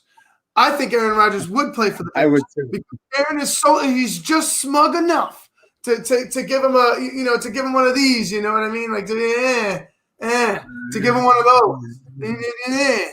To give him one of those. You know what I mean? Like I'll go kick your ass with Chicago, even though I don't even like it here. It's just out of spite to beat you, to see you twice a year and beat you, and then hopefully win a Super Bowl title. I'll take that. Yeah, I would too. As much as I hate Aaron Rodgers, I can't deny his talent, nor will I ever deny his talent. Well, here's the thing. Mitch can be good. He can play similar to Aaron Rodgers. He just doesn't have the confidence. He's got to get that confidence, man. Yeah. He's got the ability. He's got the mobility, and sometimes he you can see, like you say, those flashes of brilliance. But it's, like I said, it's just too few. He cannot have flashes of brilliance this year. He has to be. He has first and foremost, take care of the football. Take care of the football. Your defense is going to go out there. The defense is going to do what they do. The defense is going to get the ball for you. Take care of the football. Right. And number two, were you in the were like you said, Shawn? Were you in the film room? Were you working on learning what the hell is going on? Were you working on? Were you looking over games last year? Were you looking over formations? Were you doing your due diligence to be prepared to play quarterback this year? Without these growing pains, without these headaches of oh shit, why'd you throw that ball 20 yards over this guy's head, Mitch? Why did you throw it to nobody over there, Mitch? Like, I don't want these. You cannot have that shit. You cannot have that at all because he's not. One time he's got the short leash because you got someone behind him. Gone, bro. You got someone behind him. I'm dreading the first. Honestly, I'm dreading his first pass being an interception. Like his first throw, I'm like my heart will be in my throat because I'm like, oh god, it'll be over. Because then my mind's going like Can Nick play? Like what if Nick throws a pick? Oh, good. Can either of them play? Like, I don't want to feel that way. We don't deserve to feel that way. We deserve a winner. I don't want to keep talking about 1985. For the love of God. Yeah. Tell me about it. Well, we'll see. You know, dude, 3 hours. I mean, 3 hours is coming and gone. Unbelievable, huh? Yeah, really. I thought we had like at least 30 minutes left. I want to thank Joseph Phillips from the Chicago Crusader for calling in, hanging out with us on our top of the morning segment. I want to thank David Kenyon from Bleacher Report, calling in, hanging out with us. We asked him a lot of tough questions about the football season, and I did just get I just got a notification from Yahoo Sports that the Big 12 is planning on playing. Big 12 is planning on playing, so that means the ACC and SZC are going to be. So what do they do now? What do they do now? Like what do you do now if you're the big? You're going to play in the fall. Well, what's like for what? In the spring? Okay, so you're pretty much going to have your spring practices. Like you're gonna run a season, a spring season, a spring practice season. What are you going to do? Shawn. Yeah, I was thinking about something going through my mind with Mitch. I'm picturing him coming out, and I want to talk about that more on Friday. I was picturing him with being the dude that we wanted him to be. So we'll talk a lot more about that on Friday. But again, I want to thank Joseph Phillips, David Kenyon for calling in. You guys made it a great show. It was I'm waiting to see this college thing, dude. Big 12, you're playing. You say that now. Does that change in a week? I mean, a couple days, a week. It's mid. We're coming to mid-August. You're going to have, kids are going to start reporting to the camps. How soon before? What if there's an outbreak at camp? What if there's an outbreak at camp? And now this, you know what I mean? So we're got to keep David on in tight rotation. We have to have him back soon because this could change in a heartbeat. So again, for Joseph, for David Kenyon, for my co-host Adam Sencha, Maya Akai, and for my guy right there, you see on my Puerto Rican Swiss Army knife, Ivan Vargas. See you guys Friday. And I want to also thank our technical producer, Elliot Baez. I also want to thank Clarence Council. He is our social media posting guru. Guys, thanks. We appreciate everything you guys do. I'm your boy, the Superback Shawn Sierra. We'll see you we're going on a 46-hour break. We'll see you on Friday, same bat time, same bat channel, 9 a.m. to noon Central Standard Time. So for everybody else, first I got three words for you. Download the app. Download the app. And now I got 2 words for you. Superback out.